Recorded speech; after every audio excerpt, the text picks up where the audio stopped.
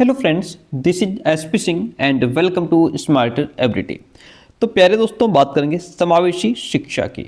BEd में आपका ये जो इंक्लूसिव एजुकेशन सब्जेक्ट है, इसके आज हम लोग इम्पॉर्टेंट क्वेश्चंस डिस्कस करेंगे। कानपुर यूनिवर्सिटी के छात्रों का बीएड फर्स्ट सेमेस्टर ये आपका 20 तारीख को इसका पेपर लगा हुआ है। 20 तारीख को आपका इंक्लूसिव एजुकेशन का ये एग्ज़ाम होना है। ठीक है, तो आपके लिए क्वेश्चंस ये रामबाण सिद्ध होंगे। एक एक क्वेश्चन एग्जाम पेपर में यहीं से मिलेगा। जो अदर यूनिवर्सिटीज के छात्र हैं, यदि आपका सब्जेक्ट समावेशी शिक्षा है तो आपके लिए भी ये क्वेश्चंस बहुत हेल्पफुल होने वाले हैं। और देखिएगा, चलिए आइए शुरू करते हैं। और कानपुर यूनिवर्सिटी के छात्र जानते हैं कि जितना मटेरियल हमने वीडियोस के माध्यम से या पेड नोट्स के माध्यम से दिया है, पूरा का पूरा पेपर एज इट इज़ आपको वहीं से मिला है। एक भी क्वेश्चन आपका बाहर से नहीं आया है। नोट्स के लिए आप हमें इस नंबर पे व्हाट्सअप कर सकते हैं। नोट्स हमारे पेड होते हैं। पेड का मतलब कुछ फीस आपको पे करनी होती है एंड उसके बाद कंप्लीट नोट्स पीडीएफ फॉर्मेट में व्हाट्सएप पे प्रोवाइड करा दिए जाते हैं। आइए देखिएगा, पहला क्वेश्चन आपके सामने कहता है, समावेशी शिक्षा की अवधारणा को स्पष्ट करते हुए उसकी विशेषताओं का वर्णन कीजिए। अब ये जो क्वेश्चन है ये आपका 2023, 24, 25 लगातार पूछा जा रहा है और एक और ऐड कर लो, 26 में भी ये क्वेश्चन पूछा जाएगा। सेम क्वेश्चन नहीं आता है, कभी पूछ लेगा समावेशी शिक्षा की अवधारणा क्या है या समावेशी शिक्षा का अर्थ क्या है, समावेशी शिक्षा का अर्थ एवं परिभाषा बताते हुए इसकी विशेषताएं लिखिए। इस तरीके से कुल मिलाकर के आपको समावेशी शिक्षा का अर्थ और परिभाषाएं जरूर पूछेगा। ये क्वेश्चन आपको एज इट इज छपा मिलेगा। देखिए, विद्यालयों में विभिन्न प्रकार के बच्चे पढ़ने के लिए आते हैं। जो बच्चे शारीरिक रूप से विकलांग होते हैं वो एकदम से पहचान में आ जाते हैं। किसी को अगर शरीर में दिक्कत है तो दूर से पहचान में आ जाता है कि ये व्यक्ति या बालक विकलांग है। लेकिन जो बालक मानसिक रूप से बाधित होते हैं उनकी पहचान करना काफ़ी मुश्किल होता है। यदि किसी को मस्तिष्क से कोई दिक्कत है, मानसिक रूप से बाधित है, तो जब तक हम उसके संपर्क में नहीं आएंगे, प्रॉपर उससे बातचीत नहीं करेंगे, तब तक हम नहीं कह सकते कि वो मानसिक रूप से विकलांग है। जो बालक शारीरिक या मानसिक रूप से अपंग होते हैं वे सामान्य बच्चों की अपेक्षा कुछ कम सीख पाते हैं। ये नहीं कि बहुत कम सीख पाते हैं, लेकिन हाँ, कुछ कम सीख पाते हैं। विशिष्ट शिक्षा का मुख्य उद्देश्य इस प्रकार के बच्चों में छिपी हुई योग्यता को बाहर निकालना है ताकि उसकी योग्यता का प्रयोग देश के हित में किया जा सके। जो विशेष शिक्षा होती है वो इन्हीं के लिए होती है, इस प्रकार के बच्चों के लिए होती है ताकि बच्चों के अंदर छिपी प्रतिभा को बाहर लाया जा सके। आज समय की ये मांग है कि केवल प्रतिभावान बालकों की तरफ ही ध्यान न दिया जाए। सिर्फ प्रतिभावान बच्चों पर फोकस ना करो, बल्कि जो बालक सामान्य से भी कम हैं, एवरेज से भी बिलो हैं, उनकी तरफ भी उचित ध्यान दिया जाए, क्योंकि उनके अंदर भी कोई ना कोई क्षमता है, कोई ना कोई प्रतिभा है। तो क्यों ना उस प्रतिभा को देश के काम में लाया जाए ताकि वो भी देश की मुख्य धारा में आकर के अपनी योग्यताओं का देश की उन्नति में योगदान कर सकें। देखिए, समावेशी शिक्षा का प्रॉपर अर्थ क्या है, अर्थ को समझिएगा। समावेशी शिक्षा वो शिक्षा होती है जिसके द्वारा विशिष्ट क्षमता वाले बालक, जैसे मंदबुद्धि, अंधे बालक, बहरे, प्रतिभाशाली बालकों को ज्ञान प्रदान किया जाता है। अब ये विशिष्ट क्षमता वाले जो बालक हैं, इसमें आपका प्रतिभाशाली भी आएगा। विशिष्ट मतलब जो एवरेज से या औसत बच्चे से अलग होते हैं, वो विशेष बच्चे कहे जाते हैं। समावेशी शिक्षा के द्वारा सर्वप्रथम छात्रों के बौद्धिक शिक्षा स्तर की जांच की जाती है। उसके बाद उन्हें दी जाने वाली शिक्षा का स्तर भी निर्धारित किया जाता है। पहले बच्चे का जो है मानसिक योग्यता चेक कर ली जाती है कि आखिर ये बच्चा किस लेवल तक सीख सकता है, इसकी योग्यता कितनी है, क्षमता कितनी है ना। उसके बाद उसको शिक्षा का स्तर निर्धारित किया जाता है कि जैसे ये बच्चा ये सब्ट्रैक्शन कर लेगा तो इसको सब्ट्रैक्शन दे दो, ये नहीं कर पाएगा इसको अभी केवल जोड़ सिखाओ, इसको घटाना सिखाओ, अच्छा ये और सीख गया है इसको मल्टीप्लाई सिखाओ, इस तरीके से। अतः यह एक ऐसी शिक्षा प्रणाली है जो कि विशिष्ट क्षमता वाले बालकों हेतु ही निर्धारित की जाती है। अतः इसे समावेशी अथवा समावेशी शिक्षा का नाम दिया गया है। माइकल एफ जिऑन ग्रेको के अकॉर्डिंग, देखिए दो परिभाषाएं तो आप रट लीजिएगा, दो परिभाषाएं याद अगर ना कर पाओ तो रट्टा मार लेना, लेकिन दो परिभाषाएं समावेशी शिक्षा की याद जरूर करके जाइएगा। और दोनों परिभाषाएं शॉर्ट में क्वेश्चन पूछ ले तो वहां भी दोनों चिपका देना, अगर लॉन्ग में कहीं समावेशी शिक्षा की बात हो तो वहां भी दोनों परिभाषाएं वही चिपका देना। ठीक है, बढ़िया इंपैक्ट पड़ता है। समावेशी शिक्षा से अभिप्राय उन मूल्यों, सिद्धांतों और प्रथाओं के समूह से है जो सभी विद्यार्थियों को, चाहे वे विशेष हैं या नहीं है, प्रभावकारी और सार्थक शिक्षा देने पर बल देते हैं। यर्शेल के अकॉर्डिंग समावेशी शिक्षा के कुछ कारण योग्यता, लिंग, प्रजाति, जाति, भाषा, चिंता स्तर, सामाजिक आर्थिक स्तर, विकलांग, लिंग व्यवहार या धर्म से संबंधित होते हैं। शिक्षा शास्त्री कहते हैं कि समावेशी शिक्षा अधिगम के ही नहीं बल्कि विशिष्ट अधिगम के नए आयाम खोलती है। समावेशी शिक्षा एक सतही प्रक्रिया नहीं है बल्कि मनुष्यों के विकास के लिए मनुष्यों के द्वारा किए गए कुंठामुक्त प्रयास हैं। अब इसकी कुछ विशेषताएं हैं। देखिए, समावेशी शिक्षा की क्या विशेषता है, इस पर ध्यान दीजिएगा। सभी के लिए विद्यालय में सब हेतु शिक्षा, यानी कि विद्यालय में जो समावेशी शिक्षा है वो सबके लिए है, किसी एक के लिए नहीं है।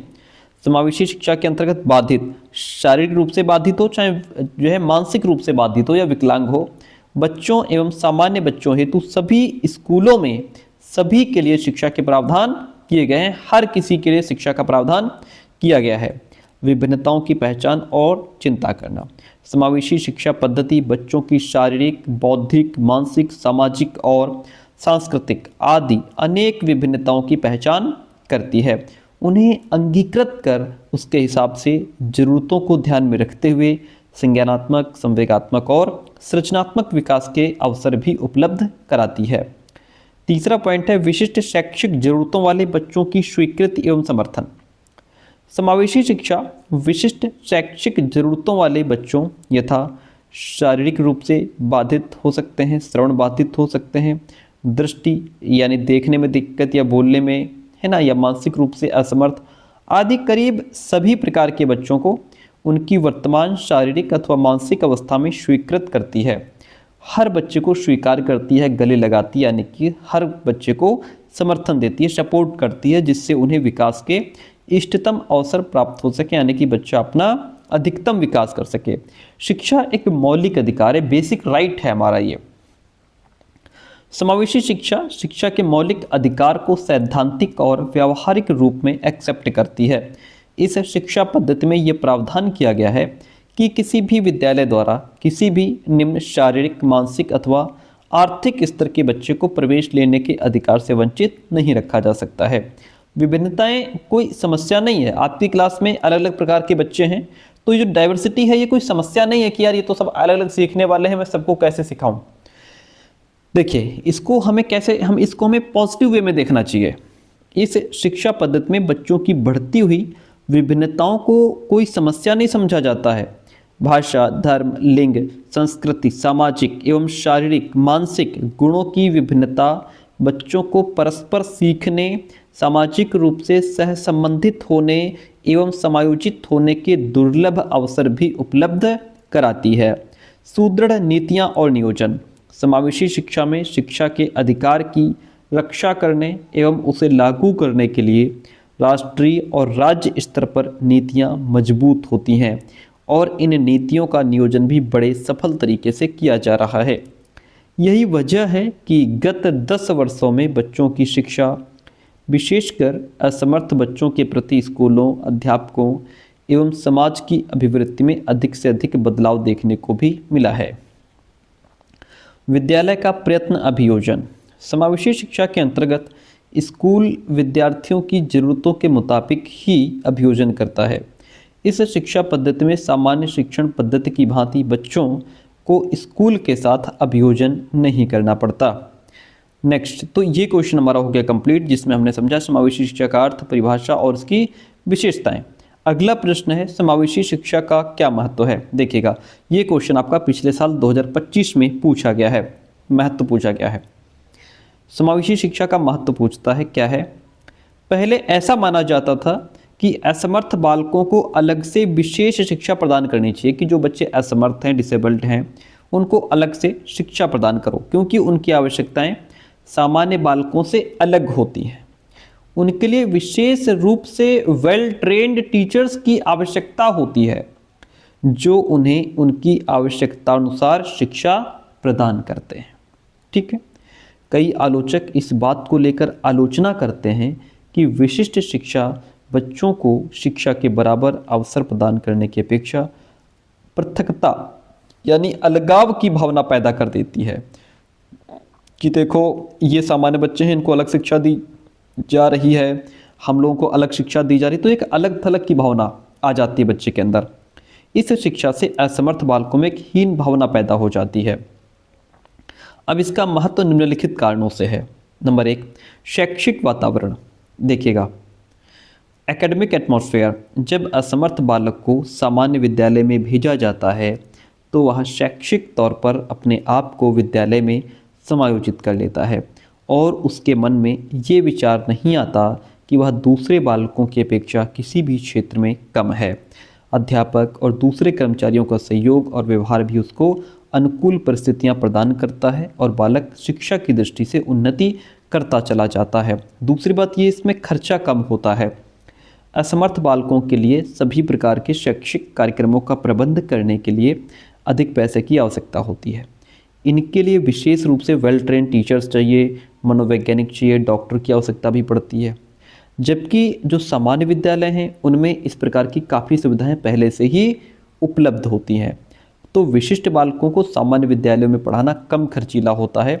इस दृष्टि से समावेशी शिक्षा अधिक सस्ती है, क्योंकि अगर उनके लिए अलग स्कूल बनाओगे, अलग पढ़ाओगे, तो वही सारी सुविधाएं जो सामान्य विद्यालय में पहले से उपलब्ध हैं वो सारी व्यवस्थाएं आपको वहाँ अलग से करनी पड़ेंगी। लेकिन जब वही विशेष बच्चे सामान्य बच्चों के साथ आ जाते हैं तो जो वहाँ पहले से विशिष्टताएं या जो सुविधाएं उपलब्ध हैं वो उनको मिल जाती हैं, तो खर्चा कम होता है, समय की बचत होती है, मेंटल ग्रोथ होता है बच्चे का। समावेशी शिक्षा में असमर्थ बालकों को सामान्य विद्यालय में सामान्य बालकों के साथ शिक्षा प्रदान की जाती है। ठीक है, साधारण बालकों की तरह शिक्षा प्राप्त करने से उनमें हीन भावना का विकास भी नहीं होता, क्योंकि उन्हें लगता है कि जैसे सब ये हैं वैसे हम भी हैं। ठीक है, तो अलग थलग की भावना उनके अंदर नहीं आती, आत्मसम्मान की भावना भी उनके अंदर डेवलप होती है। सामाजिक मूल्यों का विकास। शिक्षा का उद्देश्य बालकों को केवल शिक्षित करना नहीं है, बल्कि उनका पूर्ण विकास करना भी है। सामान्य विद्यालयों में असमर्थ बालकों को शिक्षा देने में उनमें सामाजिक गुणों का भी विकास होता है, क्योंकि विद्यालय में समाज के सभी वर्गों के बालक पढ़ने के लिए आते हैं। उनके साथ मिलकर असमर्थ बालकों में समाजीकरण की भावना का विकास होता है। इस प्रकार से असमर्थ बालकों में भी प्यार, दयालुता, समायोजन, सहायता, भाईचारा आदि सामाजिक गुणों का विकास होता है। समानता का सिद्धांत देखिएगा। भारतीय संविधान में प्रत्येक बालक को बिना किसी भेदभाव के एक समान शिक्षा देने की बात की गई है, किसी के साथ कोई भेदभाव नहीं। हम शिक्षा प्रदान करने के लिए किसी प्रकार का भेदभाव नहीं कर सकते। इस उद्देश्य को पूरा करने के लिए असमर्थ बालकों को समावेशी शिक्षा देना अति आवश्यक है। प्राकृतिक वातावरण। सामान्य विद्यालयों में असमर्थ बालकों को प्राकृतिक वातावरण प्राप्त होता है। जब असमर्थ बालक सामान्य बच्चों के साथ साधारण विद्यालयों की शिक्षा प्राप्त करते हैं तो उनमें इस भावना का विकास नहीं होता कि वे किसी भी प्रकार से सामान्य बालकों से कम हैं। सामान्य बालक भी उनको अपना साथी समझने लग जाते हैं और असमर्थ बालक अपने सहजता से उनके साथ एडजस्ट भी कर लेते हैं, तो उनको जो है वो कमी नज़र नहीं आती। जो असमर्थ बच्चे हैं उनको वो कमी नज़र नहीं आती कि हम किसी से कम हैं, हीन भावना उनके अंदर पैदा नहीं होती, अलग थलग की भावना नहीं होती। इसलिए वो बच्चे जो है समावेशी शिक्षा में क्या होता है कि सबको, चाहे कोई विशेष बच्चा हो, सामान्य बच्चा हो, हर तरीके के बच्चे को एक छत के नीचे पढ़ाया जाता है कुल मिलाकर के। ठीक है, तो इस तरीके से समावेशी शिक्षा का विशेष महत्व है। अगला क्वेश्चन देखिएगा क्या कहता है।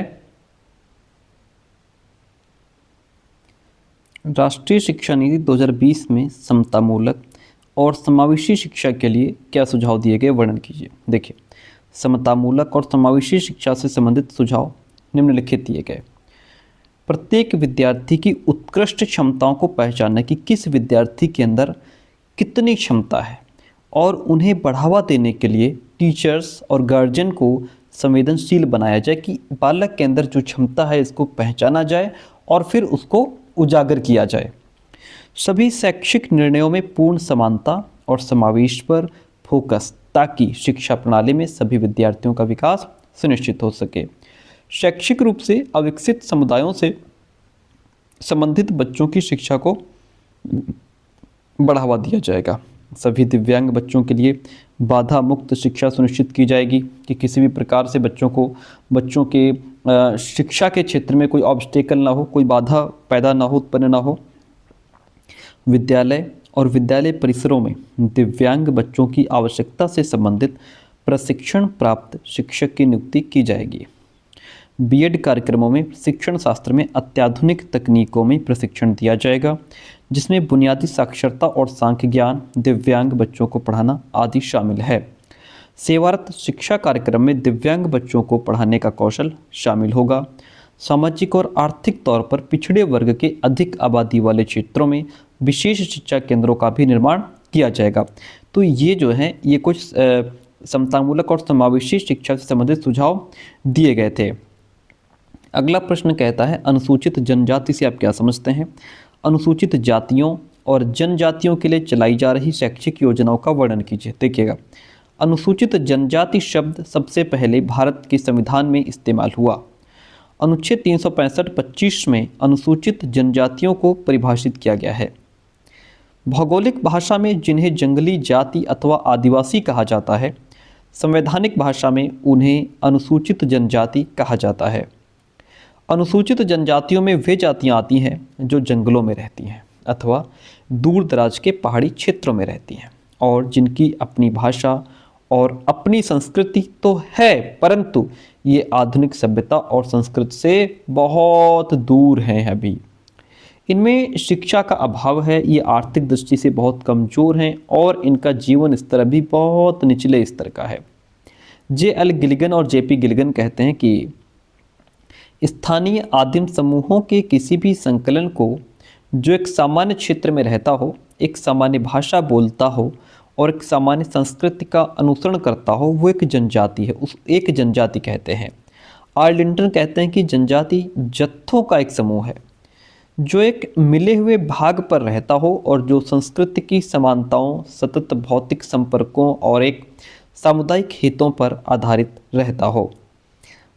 अनुसूचित जातियों और जनजातियों के लिए चलाई जा रही शैक्षिक योजनाएं देखिए। अनुसूचित जातियों और जनजातियों के शैक्षिक और आर्थिक विकास के लिए केंद्र और राज्य सरकारों द्वारा निम्न योजनाएं चलाई जा रही हैं। क्या योजनाएं चलाई जा रही हैं? छात्रवृत्तियाँ। मैट्रिक से पहले शिक्षा के लिए उन विद्यार्थियों को छात्रवृत्ति दी जाती है जिनके माता पिता शौचालय साफ करने, चमड़ा सफाई आदि करने का काम करते हैं। छात्रावास की सुविधा। मिडिल, हाई स्कूल, कॉलेज और विश्वविद्यालय में पढ़ने वाले अनुसूचित जनजाति और जनजाति की लड़कियों के रहने के लिए छात्रावास स्थापित करने के लिए 50% धन केंद्र सरकार और 50% राज्य सरकार देती है। पुस्तक भंडार योजना। अनुसूचित जाति और अनुसूचित जनजाति के जो विद्यार्थी चिकित्सा या इंजीनियरिंग कॉलेज में पढ़ते हैं, वहाँ इन विद्यार्थियों के लिए 5,000 रुपये तक की पुस्तकों का एक सेट दिया जाता है। पूर्व परीक्षा प्रशिक्षण केंद्र क्या है? देखिए, इन जातियों के विद्यार्थियों को विभिन्न सेवाओं की भर्ती प्रतियोगिता परीक्षाओं का प्रशिक्षण देने के लिए निःशुल्क केंद्र भी स्थापित किए गए हैं। अनुसंधान और प्रशिक्षण। ऐसी संस्थाएं जो अनुसूचित जातियों और जनजातियों के विकास और कल्याण के लिए अनुसंधान या प्रशिक्षण कार्य में लगी हुई हैं, उन्हें 100% धन दिया जाता है। विकास की योजनाएं। केंद्र सरकार के सभी विभाग ऐसी योजनाएं बनाते हैं जिससे इन जातियों का कल्याण हो और वे समाज के अन्य वर्गों के समान स्तर प्राप्त कर सकें। तो यह हमसे पूछ रहा था कि अनुसूचित जाति और जनजातियों के लिए ये सब योजनाएं चलाई जा रही हैं। छात्रवृत्ति मिले, छात्रावास की सुविधा हो और पुस्तकों का भंडार हो जिसमें बच्चों को 5,000 रुपये तक की फ्री किताबें मिल रही हैं। पूर्व परीक्षा प्रशिक्षण केंद्र उनके लिए खोले गए, अनुसंधान और प्रशिक्षण केंद्र खोले गए, विकास की योजनाएं चलाई जा रही हैं। ठीक है, बहुत बढ़िया क्वेश्चन है। पिछड़े बालक का क्या अर्थ है? परिभाषा लिखते हुए पिछड़ेपन के क्या रीजन्स हो सकते हैं, आखिर बच्चा क्यों पिछड़ जाता है? जो बालक किसी अन्य की अपेक्षा किसी काम में पिछड़ जाए वो पिछड़े हुए बालक कहलाते हैं। भाई कोई भी काम किया जा रहा है, ठीक है, जो बालक पिछड़ जाता है, जो बालक कम काम कर पाता है उसे कहते हैं ये पिछड़ गया, है ना, ये पिछड़ा बालक है। जबकि शिक्षा के संदर्भ में पिछड़े बालक वो होते हैं जो किसी तथ्य को बार बार समझाने के बावजूद नहीं समझते और एवरेज बच्चों के समान प्रोग्रेस नहीं कर पाते हैं। ये पढ़ने लिखने में कमज़ोर होते हैं और कई बार फेल भी हो जाते हैं। मानसिक रूप से मंद बुद्धि सभी बालक पिछड़ेपन का शिकार होते हैं, किंतु अनेक सामान्य बुद्धि के बालक भी शैक्षिक प्रगति में पिछड़ जाते हैं। शॉनेल के शब्दों में पिछड़ा बालक वह है जो अपनी ही आयु के अन्य बालकों की अपेक्षा उल्लेखनीय शैक्षणिक न्यूनता प्रदर्शित करता है। यानी कि अपनी ही आयु के बच्चे के साथ भी वो उसकी जो शैक्षिक योग्यता है वो कम होती है। दोनों 5-5 साल के हैं, लेकिन जो पिछड़ा बालक है वो इस बालक से बहुत निचले स्तर का होगा। बर्टन हॉल के अकॉर्डिंग सामान्यतया पिछड़ेपन का प्रयोग उन बालकों के लिए होता है जिनकी शैक्षणिक उपलब्धि उनकी स्वाभाविक योग्यताओं के स्तर से कम होती है। अब बालक पिछड़ता क्यों है? What is the reason behind it? इससे पीछे का कारण क्या है? एक तो शारीरिक कारण हो सकता है कि भाई सामान्य से कम शारीरिक विकास की उसकी बॉडी उतने अच्छे से डेवलप नहीं हो पाई है। जब बॉडी डेवलप नहीं हुई है तो कहीं ना कहीं उसका मस्तिष्क भी उतने अच्छे से डेवलप नहीं हुआ होगा। ये एक मेन रीज़न हो सकता है। और फिजिकल डिफेक्ट हो सकता है, फिजिकल कोई डिजीज़ कोई बीमारी हो सकती है, या फिर बच्चे को उस तरीके का पूरा पोषण नहीं मिल पाया है जिस वजह से उसका पूरा विकास नहीं हुआ और वो पिछड़ गया। मानसिक कारण हो सकते हैं। मानसिक कारण में जैसे दोषपूर्ण मस्तिष्क क्रिया हो सकती है। तंत्रिका तंत्र में अथवा मस्तिष्क में किसी प्रकार का व्यतिक्रम आने पर उसकी क्रियाविधि दोषपूर्ण हो जाएगी, जो बालक की शारीरिक मानसिक गामक क्रियाओं को प्रभावित करेगी। निम्न सामान्य बुद्धि की कमी के कारण भी बालक शिक्षा के साथ साथ अन्य क्षेत्रों में भी पिछड़ जाता है। वातावरण संबंधी कारण क्या है कि परिवार का प्रभाव। एक तो कुछ पारिवारिक कारण इस प्रकार हैं जिससे बालक शैक्षिक रूप से पिछड़ जाता है। भीड़युक्त परिवार हो गया, गरीबी हो गई, विघटित परिवार हो गए, अति महत्वाकांक्षी माता पिता हो गए, निवास स्थल बार बार चेंज होता रहता है। आज मैं यानी कि 6 महीने इस शहर में रह लिए, 6 महीने दूसरे शहर में रह रहे हैं, तो उससे बच्चे का एक जो माइंडसेट है, जो उसका रूटीन है, वो सब बिगड़ता रहता है। परिवार का नैतिक वातावरण यदि खराब है तो उससे भी बच्चे पर प्रभाव पड़ता है, बच्चा पिछड़ जाता है। पास पड़ोस, आपका पास पड़ोस कैसा है उसका भी तो प्रभाव पड़ता है। देखिए, पास पड़ोस का तात्पर्य है बालक के आसपास रहने वाले व्यक्तियों का सामाजिक आर्थिक स्तर कैसा है, उनकी लाइफ स्टाइल कैसी है, मोरलिटी कैसी है उनकी, है ना, जीवन के प्रति दृष्टिकोण कैसा है। ये सारी चीज़ें बच्चे के डेवलपमेंट को प्रभावित करती हैं। विद्यालय का प्रभाव पड़ता है भाई। विद्यालय के प्रभाव से संबंधित कारक जैसे एक तो लगातार बच्चा फेल हो रहा है, या पाठ्यक्रम बच्चे के अनुसार नहीं है, बच्चे को प्रॉपर मनोरंजन की कमी है, उसको इस स्कूल में खेलने का मौका नहीं मिलता है ना, या वेल ट्रेन टीचर्स नहीं है, दोषपूर्ण परीक्षा पद्धति है, रोजगार संबंधी असुरक्षा, ये सभी समस्याएं बच्चे को पिछड़े हुए श्रेणी में ला करके खड़ा कर देती हैं। अगला क्वेश्चन आपके सामने है कि विकलांगता का क्या अर्थ है, इसके प्रकारों का वर्णन कीजिए। चलिए समझते हैं विकलांगता क्या है। किसी भी क्षेत्र में सफलतापूर्वक काम करने के लिए अथवा समाज स्वीकृत तरीके से व्यवहार करने के लिए विशेष स्तर की और परिपक्वता की आवश्यकता होती है।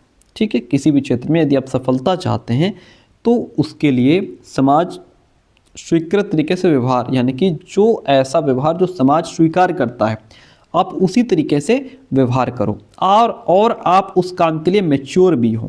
ये चीज़ें ज़रूरी है। यदि किसी कारण से किसी व्यक्ति में उस क्षेत्र में सही और संतुलित विकास नहीं हो पाता है अथवा वांछित परिपक्वता स्तर की प्राप्ति नहीं हो पाती है, वो मैच्योरिटी उसके अंदर नहीं आ पाती है, तो वो उस क्षेत्र में न तो सफलता हासिल कर पाएगा, न ही अच्छे वांछित व्यवहार का प्रदर्शन ही कर सकता है। यदि वो पूरी तरीके से मैच्योर नहीं हुआ है, उसका जो डेवलपमेंट है वो बैलेंस नहीं है, तो क्या होगा कि वो अच्छी सफलता प्राप्त नहीं कर पाएगा और उसका व्यवहार भी अच्छा नहीं होगा। ऐसे बालकों को विकलांग बालक कहा जाता है और उस क्षेत्र में विकास और परिपक्वता की कमी विकलांगता कहलाती है। क्रो एंड क्रो के अकॉर्डिंग अगर बात करें तो एक व्यक्ति जिसमें ऐसा कोई शारीरिक दोष होता है जो किसी भी प्रकार से उसे सामान्य क्रियाओं में भाग लेने से रोकता है अथवा उसे लिमिटेड कर देता है, तो हम शारीरिक न्यूनताग्रस्त या विकलांग बालक उसको कहते हैं। विकलांगता के कुछ प्रकार हैं, टाइप्स ऑफ डिसेबिलिटीज़। कितने हैं? 4 प्रकार। विकलांगता कितने प्रकार की होती है? 4 प्रकार की। शारीरिक विकलांगता, मानसिक विकलांगता, सामाजिक विकलांगता और भावनात्मक विकलांगता। एक एक को समझिए। फिजिकल डिसेबिलिटीज़ मतलब आपके शरीर में कोई दिक्कत, बच्चे के शरीर में कोई दिक्कत। वह विकलांगता जो शारीरिक रूप से हो, अर्थात कोई व्यक्ति देखने, बोलने, सुनने या चलने में कठिनाई का सामना करता हो। ठीक है, अब शारीरिक विकलांगता भी 4 प्रकार की होती है। दृष्टि से संबंधित विकलांगता हो सकती है, वाणी से संबंधित विकलांगता हो सकती है, श्रवण यानी सुनने में समस्या, और बाकी आपकी शारीरिक बाध्यता हो सकती है। अब दृष्टि विकलांगता का मतलब क्या हुआ? जन्म से ही कुछ बच्चे ऐसे होते हैं जिनकी आंखें नहीं होती, या फिर होती हैं तो उनमें रोशनी नहीं होती, या जन्म के बाद किसी बीमारी, चोट के कारण रोशनी चली जाती है। इस प्रकार के बालक दृष्टि असमर्थ होते हैं। वाणी विकलांगता, अगर बोलने वाले में कोई दोष है, अर्थात वो रुक रुक करके बोलता है, हकला कर बोलता है, या उसमें कोई उच्चारण संबंधी दोष है, तो वह वाणी असमर्थ है, अर्थात उसमें बोलने से संबंधित दोष है। श्रवण विकलांगता की बात करें तो अगर किसी को सुनाई नहीं देता, कम सुनाई देता है, या फिर स्पष्ट नहीं सुनाई देता, तो उसके सुनने में दोष है, जिसे श्रवण विकलांगता कहते हैं। शारीरिक बाध्यता, कुछ बच्चे शारीरिक रूप से कमज़ोर होते हैं जो खुद चल फिर नहीं सकते, उन्हें दूसरे के सहारे की आवश्यकता होती है। जैसे यदि कोई बच्चा पोलियोग्रस्त है, या उसकी टांगें जन्म से या जन्म के बाद खराब हो गई हैं, तो वो स्वयं नहीं चल फिर सकता, इसे ही शारीरिक बाध्यता कहते हैं। क्या कहते हैं? शारीरिक बाध्यता कहते हैं। मेंटल डिसेबिलिटी, समाज में सभी प्रकार के बालक होते हैं, कुछ सामान्य से कम और कुछ सामान्य से अधिक बुद्धि के होते हैं। मानसिक रूप से असमर्थ बच्चों को 2 श्रेणियों में बांटा जा सकता है। पहला, अधिगम असमर्थ, ये पढ़ने लिखने या समझने में असमर्थ होते हैं। मंदबुद्धि, इनकी बुद्धि लब्धि भी 90 से कम होती है। सामाजिक विकलांगता, देखिए ऐसे बालक समाज में प्रचलित परंपराओं, मान्यता, विचारों और मूल्यों इत्यादि से घृणा करते हैं। वे खुद को ही समायोजित नहीं कर पाते, इसे ही सामाजिक विकलांगता कहते हैं। भावनात्मक विकलांगता, ऐसे बालक छोटी छोटी बातों पर क्रोधित हो जाते हैं, जरा सी असफलता से घबरा जाते हैं, किसी भी समस्यात्मक स्थिति से बचने की इच्छा, हर समय किसी अनजान भय से ग्रस्त रहना, आत्महत्या, नशा करने की प्रवृत्ति, ये सारी विकलांगता के प्रमुख लक्षण होते हैं। इसे कहते हैं इमोशनल डिसेबिलिटीज़। तो यहाँ से यदि आपको क्वेश्चन पूछ ले तो आप जो है इस तरीके से हेडिंग डाल करके क्वेश्चन को विधिवत तरीके से आप लिखेंगे। अच्छा क्वेश्चन था ये, और ये पूछा भी गया है पहले, इसलिए हमने इसको इतना विधिवत समझाया है। ठीक है, अगला क्वेश्चन लीजिएगा। कहता है कि मानसिक मंदित बालकों की क्या विशेषता है? मानसिक मंदित बालकों की विशेषताएं क्या हैं, इसको समझाइए। मानसिक मंदित बालक बहुत सी बातों में सामान्य बच्चों जैसा व्यवहार करते हैं। कुछ ऐसी चीज़ें होती हैं कि सामान्य बच्चों जैसा ही व्यवहार करते हैं, आप अंतर नहीं कर पाएंगे कि ये मानसिक मंदित बच्चा है। लेकिन कुछ विशेषताएं ऐसी हैं जो मानसिक मंदित बालकों को सामान्य बच्चों से, एवरेज बच्चों से डिफरेंट करती हैं। इन बालकों की बौद्धिक और व्यक्तित्व संबंधी विशेषताएं क्या हैं? देखिएगा, बौद्धिक या मानसिक विशेषताएं, एक तो इनके अंदर अवधान की कमी, अवधान मतलब ध्यान की कमी, ये अपने आप को कंसंट्रेट नहीं कर पाते हैं। मानसिक मंदित बच्चों की बौद्धिक समस्याओं में सबसे महत्वपूर्ण है ध्यान की समस्या होती है। इनमें स्मरण, चीज़ों को याद नहीं रख पाते, या जो प्रीवियस नॉलेज है ये उससे लाभ नहीं उठा पाते, वो चीज़ें इन्हें याद नहीं आती पुरानी। ठीक है, लाभ उठाने की क्षमता ना के बराबर होती है, यानी कि ध्यान की समस्या है। ना तो इनको जो चीज़ कोई चीज़ याद भी नहीं रहती, और जो पहले पढ़ा उससे ये आगे उस आधार पर नया ज्ञान भी प्राप्त नहीं कर पाते। न्यू नॉलेज को प्रीवियस नॉलेज से कनेक्ट भी नहीं कर पाते। निम्न स्मृति स्तर होता है, वही बात कि याद बहुत कम रख पाते हैं चीज़ों को। मानसिक मंदित बच्चों की गति धीमी होने के कारण ये क्रिया को बार बार दोहराने के बाद ही कुछ सीख पाते हैं, बार बार प्रैक्टिस करके ही कुछ सीख पाते हैं। इतना ही नहीं, ये सीख कर पुनः भूल भी जाते हैं। इनकी प्रतिक्रिया गति भी बहुत धीमी होती है। भाषा विकास, इनका भाषा विकास निम्न होता है। भाषा विकास सीमित होने के कारण इस श्रेणी के बच्चों की शब्दावली अपूर्ण और दोषपूर्ण होती है। अतः इन बच्चों का भाषा और वाणी विकास सामान्य बच्चों से निम्न स्तर का होता है। निम्न शैक्षणिक उपलब्धि, शैक्षणिक बुद्धि और शैक्षणिक उपलब्धि संबंधी सभी क्षेत्रों में ये बालक सामान्य बच्चों से पीछे रहते हैं, क्योंकि बुद्धि और उपलब्धि में गहरा संबंध है। इनकी अधिगम क्षमता सीखने या समझाने की बजाय रटने पर आधारित होती है। ये सीखते समझते नहीं है, डायरेक्ट रट्टा मार लेते हैं। ये कोई भी क्रिया या वस्तु रट करके ही सीखते हैं। इतनी बात क्लियर। अब देखिए व्यक्तित्व संबंधी इनकी विशेषताएं क्या हैं। सामाजिक और संवेगात्मक अनुपयुक्तता होती है इनके अंदर। क्या है भाई, समझिए इसको। यानी कि स्कूली शिक्षा कम होने की वजह बालक सामाजिक या संवेगात्मक रूप से खुद को एडजस्ट नहीं कर पाता। इनके अंदर मोटिवेशन तो होता ही नहीं है। मानसिक मंदित बच्चों में अभिप्रेरणा और प्रोत्साहन की कमी होती है, मोटिवेशन नहीं होता।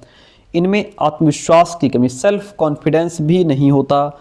ये बालक खुद काम नहीं कर सकते, लेकिन दूसरे के गाइड में काम अच्छा, अगर कोई गाइड करता रहे तो बढ़िया काम करते हैं। शारीरिक हीनता होती है। मानसिक मंदित बच्चों का शरीर विकृत हो जाता है। शारीरिक रोगों का सामना करने की क्षमता कम होती है। मंदबुद्धि बालक अक्सर शारीरिक रूप से बेडौल होते हैं, जैसे नाक, कान, हाथ, पैर और पेट का विकृत होना। समायोजन में समस्या। मानसिक मंदित बच्चे स्वयं को असहाय और हीन भावना ग्रसित महसूस करते हैं।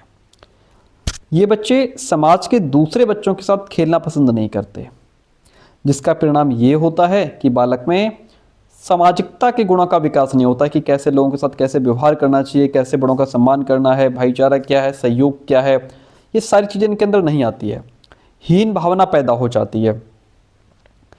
क्रिएटिविटी होती नहीं है। मानसिक मंदित बच्चों में सृजनात्मकता की भी कमी होती है। सृजनात्मकता से अभिप्राय किसी नई वस्तु के सृजन से, ना तो ये कुछ नया बना पाते हैं, है ना, वो क्षमता ही नहीं होती। मानसिक मंदित बच्चों में अमूर्त चिंतन का अभाव पाया जाता है। इमेजिनेशन नहीं कर सकते, कल्पना करने की भी क्षमता इनके अंदर ना के बराबर होती है। तो ये क्वेश्चन बड़ा प्यारा था, बड़ा क्वेश्चन था, हम समझ रहे थे मानसिक मंदित बालकों को। ठीक है, आगे बढ़िए।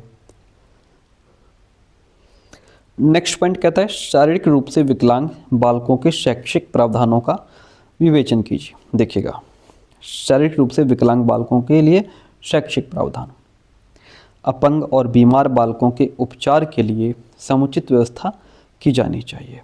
उन्हें योग्य और कुशल चिकित्सक को समय समय पर दिखाना भी चाहिए। इन बालकों को ऐसे अध्यापक की आवश्यकता होती है जो इनके मनोविज्ञान को समझते हुए किसी ठोस दर्शन के आधार पर न केवल इनको शिक्षित करें, बल्कि इनके सामाजिक, संवेगात्मक और फिजिकल डेवलपमेंट की ओर भी ध्यान दें। कुछ विकलांग तथा रोगी बालक ऐसे होते हैं जिनके लिए विशेष कक्षाओं का आयोजन किया जाता है और विद्यालय में अलग कक्षा में बैठ कर के कुछ प्रशिक्षित टीचर्स इन बच्चों को पढ़ाते हैं। ये सारे काम हम इनके लिए कर सकते हैं। विकलांग और रोगी बालकों के लिए पाठ्यक्रम में कुछ परिवर्तन लाना भी जरूरी है ना। ऐसा नहीं कि जो सिलेबस आप सामान्य बच्चों को पढ़ा रहे हो वही इनको दो पढ़ने के लिए, या जो प्रतिभाशाली सामान्य पढ़ रहे हैं वही इनको दो पढ़ने के लिए, नहीं, इनके लिए थोड़ा पाठ्यक्रम में बदलाव लाना जरूरी है। अतः पाठ्यक्रम में उन अंशों का समावेश नहीं होना चाहिए जिनके अध्ययन हेतु उन अंगों की आवश्यकता हो। मतलब बच्चे को जो समस्या है, जो अंग नहीं है बच्चे का, और पाठ्यक्रम में उस अंग का प्रयोग होना जरूरी है, तो उस चीज़ को सिलेबस से हटा दीजिए। अपंग बालकों को यदि लिखने में कठिनाई होती है अथवा वो बालक नहीं लिख पाता है तो उसके सहयोग के लिए एक लेखक की व्यवस्था होनी चाहिए। नेक्स्ट कहता है भारतवर्ष में भी विकलांगों के लिए कई कार्यक्रम बनाए गए हैं। विभिन्न सेवाओं में उन्हें 3% आरक्षण प्रदान किया गया है। 1982 को राष्ट्रीय वर्ष घोषित किया गया है। ठीक है, आगे बढ़ते हैं। तो ये हमारा क्वेश्चन कंप्लीट हो गया कि जो शारीरिक रूप से विकलांग बच्चे हैं उनके लिए शिक्षा से संबंधित क्या क्या व्यवस्थाएं की जा सकती हैं। अधिगम असमर्थता बालक का क्या अर्थ है, इसके कारणों का वर्णन कीजिएगा। अधिगम असमर्थता का तात्पर्य है बालक के मंद गति से विकास होना, कि बच्चे का जो डेवलपमेंट है वो स्लोली हो रहा है अथवा मापदंडों से अधिक समय लगने से संबंधित है। विकास में मंदता की दर का बालक के बोलने, पढ़ने, भाषा संबंधी शब्दों के विभिन्न वर्तनी अक्षर करके पढ़ने लिखने अथवा एक से अधिक क्रियाओं के करने में बालक कठिनाई का अनुभव करता है। इस प्रकार की समस्याओं और कठिनाइयों का कारण भावनात्मक, व्यावहारिक विक्षोभ अथवा संभवतः मानसिक दोष होता है। समझते हैं अधिगम असमर्थता बालक का अर्थ और परिभाषा। अधिगम असमर्थता का अर्थ अधिगम संबंधी ऐसी समस्याओं से है जो बालक के सुनने, समझने, बोलने, लिखने, पढ़ने या गणितीय संख्याओं में बालक की अयोग्यता आंशिक रूप से या पूर्ण रूप से प्रदर्शित करते हैं। कावेल और फोर्नेश के अकॉर्डिंग देखिएगा, बहुत अच्छा पॉइंट है। क्या कहता है? अधिगम असमर्थता सहित लोग उस तरीके से या उतनी दक्षता से नहीं सीखते जितना अधिगम समर्थी लोग सीखते हैं। जो अधिगम असमर्थता जिनके अंदर है, जो लर्निंग डिसेबिलिटी जिनके अंदर है, वो उतने अच्छे से नहीं सीख पाते। चाहे उनके पास सामान्य बुद्धि क्यों ना हो, फिर भी उनका शैक्षिक निष्पादन अपने अन्य कक्षा साथियों से बहुत पीछे होता है। कुछ गणित सीखने में बहुत कठिनाई का सामना करते हैं, जिनको डिस्कैलकुलिया होता है। लिखने और पढ़ने में मास्टरी करना उनके लिए कठिन चुनौती हो जाती है। अधिगम असमर्थता के पीछे के रीजंस क्या हैं, क्यों होता है ये? अधिगम असमर्थता संबंधी कारणों को मोटे तौर पर 3 भागों में बांटा गया है। एक तो वंशानुगत कारण हो सकता है, जैविक कारण हो सकता है, वातावरण से संबंधित कारण भी हो सकता है। चलिए अब जेनेटिक कॉजेज को पहले समझते हैं भाई। कहता है अधिगम असमर्थता के पीछे कई बार वंशानुक्रम संबंधी बातों का काफी योगदान रहता है। वंशानुक्रम यानी कि जो गुण आपको अपने पेरेंट्स से मिले हैं। परिवार में अधिगम समस्याएं व भावात्मक क्रिया होती है। लगभग 20% भावात्मक बालकों का कोई एक अभिभावक, पेरेंट यानी माता या पिता भावात्मक होता है तो वही गुण उसके अंदर ट्रांसफर हो गया। अगर कोई बच्चा इमोशनली बहुत ज़्यादा उसके अंदर वो भावात्मक है, ठीक है, इमोशनली बहुत ज़्यादा यानी कि एकदम से भयभीत हो जाता है या उसके अंदर कोई डर रहता है या जो भी इमोशंस उसके हों, इसका मतलब उसको गुण उसके पेरेंट्स से मिले हैं। सिंड्रोम वाले बालकों में अधिगम बाधिता होने की संभावनाएं अधिक रहती हैं। ऑर्गेनिक कॉजेज क्या हो सकते हैं? जैविक कारण। देखिए, दिमागी दोष या किसी दिमागी बीमारी के कारण भी बच्चा जो है वो इसका शिकार हो सकता है। दुर्घटना के कारण मस्तिष्क को क्षति पहुंच सकती है या जन्म के पहले या बाद ऑक्सीजन की कमी अगर हो गई है तब भी बच्चे को अधिगम असमर्थता हो सकती है। न्यूरोलॉजिकल विकारों की वजह से मस्तिष्क में ऐसे दोष उत्पन्न हो सकते हैं जो बच्चे के सीखने को प्रभावित करेंगे। रीढ़ की हड्डी तथा संदेशवाहक तंत्रिकाओं को कोई ऐसा आघात पहुंच सकता है जिससे अधिगम संबंधी कठिनाइयां पैदा हो जाती हैं। पौष्टिक तत्वों विशेषकर आवश्यक विटामिनों की कमी बालकों में रुधिर निर्माण और प्रवाह को प्रतिकूल रूप में प्रभावित करते हुए उनके केंद्रीय स्नायु संस्थान की कार्यप्रणाली को दोषपूर्ण और विकारग्रस्त बना सकती है। इन्वायरमेंटल कॉजेज क्या होते हैं? वातावरणीय प्रभाव भी पड़ते हैं इस पर। जन्म से पहले मां के गर्भ में मिलने वाला दोषपूर्ण वातावरण, जिसके अंतर्गत कुपोषण, नशीली दवाइयों का प्रयोग, मदिरापान आदि सभी बच्चे की स्मरण शक्ति पर नकारात्मक प्रभाव डालते हैं। बालकों को आवश्यकतानुसार उचित चिकित्सा तथा स्वास्थ्य संबंधी देखभाल उपलब्ध न होने के कारण दोषपूर्ण शैक्षणिक परिस्थितियां व वातावरण के फलस्वरूप बालक को अधिगम अर्जन हेतु आवश्यक पूर्व अनुभवों तथा अभिप्रेरणा की प्राप्ति न होने के कारण भी ऐसा हो जाता है। बालक द्वारा मादक द्रव्यों, नशीले पदार्थों जैसे शराब, अफीम, हेरोइन का सेवन कर लेने से कुपोषण, शिशु अवस्था में बच्चों को पर्याप्त पोषण नहीं मिल पाया, उसकी वजह से भी कोई भयंकर बीमारी हो गई, तब भी बालक जो है अधिगम असमर्थता उसको हो जाती है। तो बालक में जो लर्निंग डिसेबिलिटी पाई जाती है जैसे डिसलेक्सिया, डिस्कैलकुलिया, डिस्ग्राफिया, इसके पीछे के रीजन्स हैं, ठीक है, कि वो क्यों होती है। तो जेनेटिक रीजन भी हो सकते हैं, ऑर्गेनिक रीजन भी हो सकते हैं, एनवायरमेंटल फैक्टर भी हो सकता है इसके पीछे। अब अगला क्वेश्चन है अधिगम अक्षमता वाले विद्यार्थियों की क्या विशेषताएं हैं। ये भी क्वेश्चन आपका 2025 में पूछा गया है। देखिए, अधिगम अक्षमता वाले विद्यार्थियों की विशेषताएं, बहुत अच्छा क्वेश्चन है। Characteristics of learning disabled children. अधिगम असमर्थ बच्चों की समस्याएं बहुत व्यापक होती हैं और विभिन्न प्रकार की भी होती हैं। उनको लिखने, पढ़ने, बोलने, समझने में कठिनाई का अनुभव होता है। उनकी मुख्य समस्याएं ध्यान और एकाग्रता होती हैं। वे किसी भी वस्तु पर एकाग्र नहीं हो पाते, यानी कि सबसे बड़ी प्रॉब्लम कंसंट्रेशन की है। अपने आप को कंसंट्रेट नहीं कर पाते, एक जगह ध्यान नहीं लगा पाते।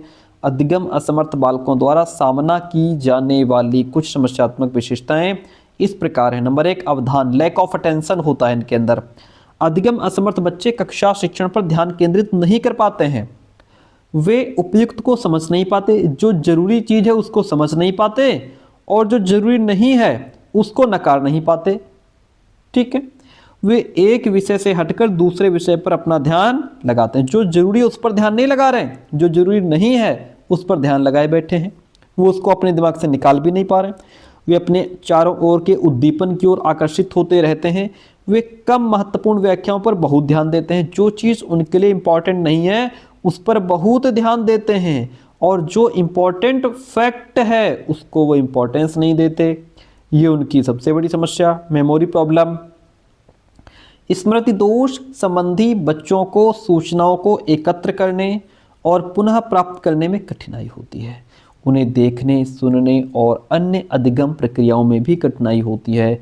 वे किसी भी विषय को आत्मसात नहीं कर पाते, ग्रहण नहीं कर पाते, अपने अंदर उतार नहीं पाते। उनको अक्षरों, शब्दों, आकारों को देखने में कठिनाई होती है। अधिगम असमर्थ बालकों को अंकों को क्रमानुसार, नंबर्स को सीक्वेंस में पढ़ने में कठिनाई होती है। वे वर्तमान और भूत के अनुभवों के बीच संबंध स्थापित नहीं कर पाते, यानी कि प्रेजेंट और जो पास्ट बीत गया उसके बीच में रिलेशन नहीं बना पाते हैं। ठीक है, फिर क्या है, रीडिंग प्रॉब्लम भी होती है। अधिगम असमर्थ बालकों की शैक्षिक उपलब्धि बहुत कम होती है। यह समस्या पठन संबंधी और समझने संबंधी भी हो सकती है, यानी कि जिस बच्चे को डिसलेक्सिया होता है वो लिखा हुआ पढ़ नहीं पाता, समझ नहीं पाता।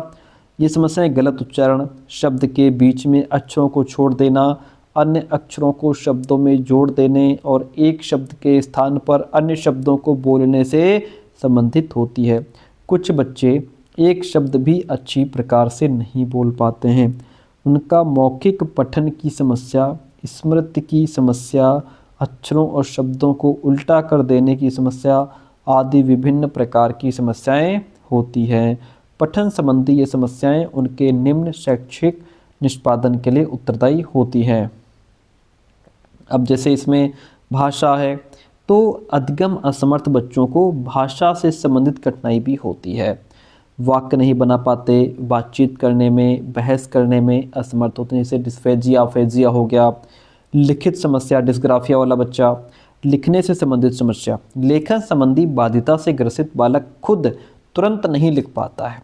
उनमें स्पेलिंग्स संबंधी दोष भी पाए जाते हैं, यानी कि वर्तनी संबंधी दोष पाए जाते हैं। उनको लिखने में बाधा आती है, सही जगह विराम चिन्ह नहीं लगा पाते। लिखित समस्या का तकनीकी नाम डिस्ग्राफिया है। ठीक है, यह समस्या सामान्य बुद्धि वाले बच्चों में पाई जाती है। इस समस्या के निराकरण के लिए इन बच्चों की सहायता की जाए तो इसे दूर भी किया जा सकता है। तो ये हम समझ रहे थे अधिगम असमर्थ या अधिगम अक्षमता वाले बच्चों की विशेषताएं क्या होती हैं। ठीक है, अब देखिए प्रश्न कहता है श्रवण बाधित बालकों की शिक्षा में अध्यापक की भूमिका का वर्णन कीजिए। जिनको सुनने में दिक्कत है, हियरिंग इम्पेयरमेंट वाले बच्चे हैं, तो उनकी शिक्षा में टीचर का क्या रोल है। श्रवण बाधित विद्यार्थियों के समावेशन में अध्यापक को श्रवण बाधितार्थ की शैक्षिक परिभाषा, पहचान, विशेषताएं, श्रवण अंग की बुनियादी शारीरिक रचना एवं शरीर विज्ञान और श्रव्यता मापी परीक्षण के उपाय और परिणामों की व्याख्या का ज्ञान होना चाहिए। श्रवण बाधित विद्यार्थियों के समावेशन के लिए अध्यापक को मानवाधिकारों, राष्ट्रीय नीतियों, कानूनी नियमों और समावेशी शिक्षा प्रणाली के विकास के बारे में भी जानकारी होनी चाहिए। अध्यापक द्वारा सामान्य शिक्षा के पाठ्यक्रम में श्रवण बाधित विद्यार्थियों की आवश्यकता अनुसार उसमें संशोधन एवं अनुकूलन किया जाना चाहिए। शिक्षक को ध्वनि प्रवर्धक यंत्रों, कार्यविधि और उनके रखरखाव का ज्ञान होना चाहिए और उनकी निगरानी तथा उचित प्रयोग का कौशल भी उसको आना चाहिए। इस तरीके से जो अध्यापक है वह श्रवण बाधित बच्चों को आगे बढ़ा सकता है। श्रवण बाधित बच्चों की शैक्षिक समस्याएं क्या हैं, 2025 में पूछा गया क्वेश्चन है। देखिए, श्रवण बाधित बच्चों को शिक्षा प्राप्त करते समय कई प्रकार की कठिनाइयों का सामना करना पड़ता है, जो उनके जो लर्निंग प्रोसेस है उस पर प्रभाव डालती है। प्रमुख शैक्षिक समस्याएं क्या हैं भाई, देखिएगा। समस्या यह है कि भाषा और शब्दावली का सीमित विकास होता है इनके अंदर। सुनने में अगर कठिनाई है तो उसके कारण बच्चों में बोलने में, शब्द को समझने में, सेंटेंस बनाने की क्षमता बहुत धीमे धीमे डेवलप होती है, क्योंकि वो प्रॉपर सुन ही नहीं पा रहा है। सुनेगा, उस पर मनन करेगा, तभी तो उसके अंदर वो क्षमता भी डेवलप होगी। शिक्षक की मौखिक शिक्षा समझने में कठिनाई, टीचर जो ओरल पढ़ा रहा है वो जो श्रवणबाधित बच्चा है वो उसको प्रॉपर सुन नहीं पाता है। कक्षा में दी जाने वाली मौखिक व्याख्या, निर्देश या चर्चाएं उन्हें स्पष्ट रूप से समझ नहीं आती। पाठ्यवस्तु की समझ में कमी, भाषा संबंधी समस्या के कारण पाठ्यपुस्तक की सामग्री समझना कठिन हो जाता है। संचार की समस्या, शिक्षक और सहपाठियों से प्रभावी संवाद न हो पाने से सीखने में बाधा आती है। शैक्षिक पिछड़ापन है, उपयुक्त शिक्षण सामग्री और विशेष विधियों के अभाव में ये बच्चे सामान्य बच्चों की तुलना में पीछे रह जाते हैं। निष्कर्ष, उचित शिक्षण विधियां, सहायक उपकरण और विशेष प्रशिक्षण प्रदान करके इन समस्याओं को काफ़ी हद तक कम किया जा सकता है। विशिष्ट आवश्यकताओं वाले बच्चों से आप क्या समझते हैं, 2025 का क्वेश्चन आपके सामने। देखिएगा क्या कहता है भाई, जो विशेष आवश्यकता वाले बच्चे हैं। विशेष आवश्यकताओं वाले बच्चे वो बच्चे होते हैं जो शारीरिक, मानसिक, बौद्धिक, संवेदी, भावनात्मक या व्यवहारिक रूप से सामान्य बच्चों से अलग होते हैं। वो विशेष आवश्यकताओं वाले बच्चे होते हैं और जिनकी शैक्षिक, सामाजिक, विकासात्मक आवश्यकताएं सामान्य शिक्षा व्यवस्था से पूरी नहीं हो पाती हैं। ऐसे बच्चों को अपनी क्षमताओं के विकास और समाज में समायोजन के लिए विशेष शैक्षिक सुविधाओं यानी शिक्षा से संबंधित सुविधाओं, टीचिंग मेथड्स और जो भी टीचिंग लर्निंग मटेरियल होती है, इनको उसकी आवश्यकता होती है। इनमें आपके दृष्टि बाधित, श्रवण बाधित, मानसिक मंदता, सीखने में कठिनाई, शारीरिक विकलांगता, ऑटिज्म है ना, autism, ASD, autism spectrum disorder वाले बच्चे, प्रतिभाशाली बच्चे, सब इसमें शामिल होते हैं। विशिष्ट आवश्यकताओं वाले बच्चों को उपयुक्त अवसर और सहयोग दे करके उनकी क्षमताओं का पूर्ण विकास किया जा सकता है। Question complete. ठीक है, अगला प्रश्न देखिए। क्वेश्चन नंबर 14 आपके सामने कहता है, निःशक्त व्यक्ति अधिनियम 2016 का संक्षिप्त वर्णन कीजिए। निःशक्त व्यक्ति अधिनियम 2016 की बात कर रहा है। 16 दिसंबर 2016 को लोकसभा ने विकलांग व्यक्तियों के अधिकार विधेयक 2016 को पारित कर दिया। 16 दिसंबर 2016 की बात है। विधेयक ने PWD अधिनियम 1995 की जगह ली, जिसे 24 साल पहले लागू किया गया था। राज्यसभा इसे पहले ही 14 दिसंबर 2016 को पारित कर चुकी थी। RTE 2016 के अंतर्गत 6 से 18 वर्ष की आयु के बीच विकलांगता वाले प्रत्येक बच्चों को मुफ्त शिक्षा का अधिकार दिया जाएगा। दिव्यांग बच्चों के लिए अलग अलग तरह के स्कूलों का समांतर अस्तित्व है, जिनमें नियमित स्कूल, विशेष स्कूल और घर पर शिक्षा शामिल है। लेकिन मंत्रालय और अलग अलग योजनाओं को लागू करने के लिए जिम्मेदार विभागों के बीच कम तालमेल की वजह से और ज़्यादा दिक्कतें होती हैं। शिक्षा का अधिकार RTE अधिनियम में दिव्यांग बच्चों के लिए पास के स्कूलों में दाखिले का प्रावधान है, जबकि गंभीर रूप से विकलांग बच्चों के लिए घर पर शिक्षा का ऑप्शन उपलब्ध है। वैसे तो निःशुल्क और अनिवार्य शिक्षा का अधिकार अधिनियम 2009, सर्व शिक्षा अभियान, दिव्यांग व्यक्तियों का अधिकार अधिनियम RPED 2016 और हाल की नई शिक्षा नीति 2020 के तहत दिव्यांग बच्चों के लिए समावेशी शिक्षा के अधिकार को मान्यता मिली हुई है। लेकिन देश में समावेशी शिक्षा के लिए एक समान स्वरूप को लेकर अस्पष्टता आज भी मौजूद है।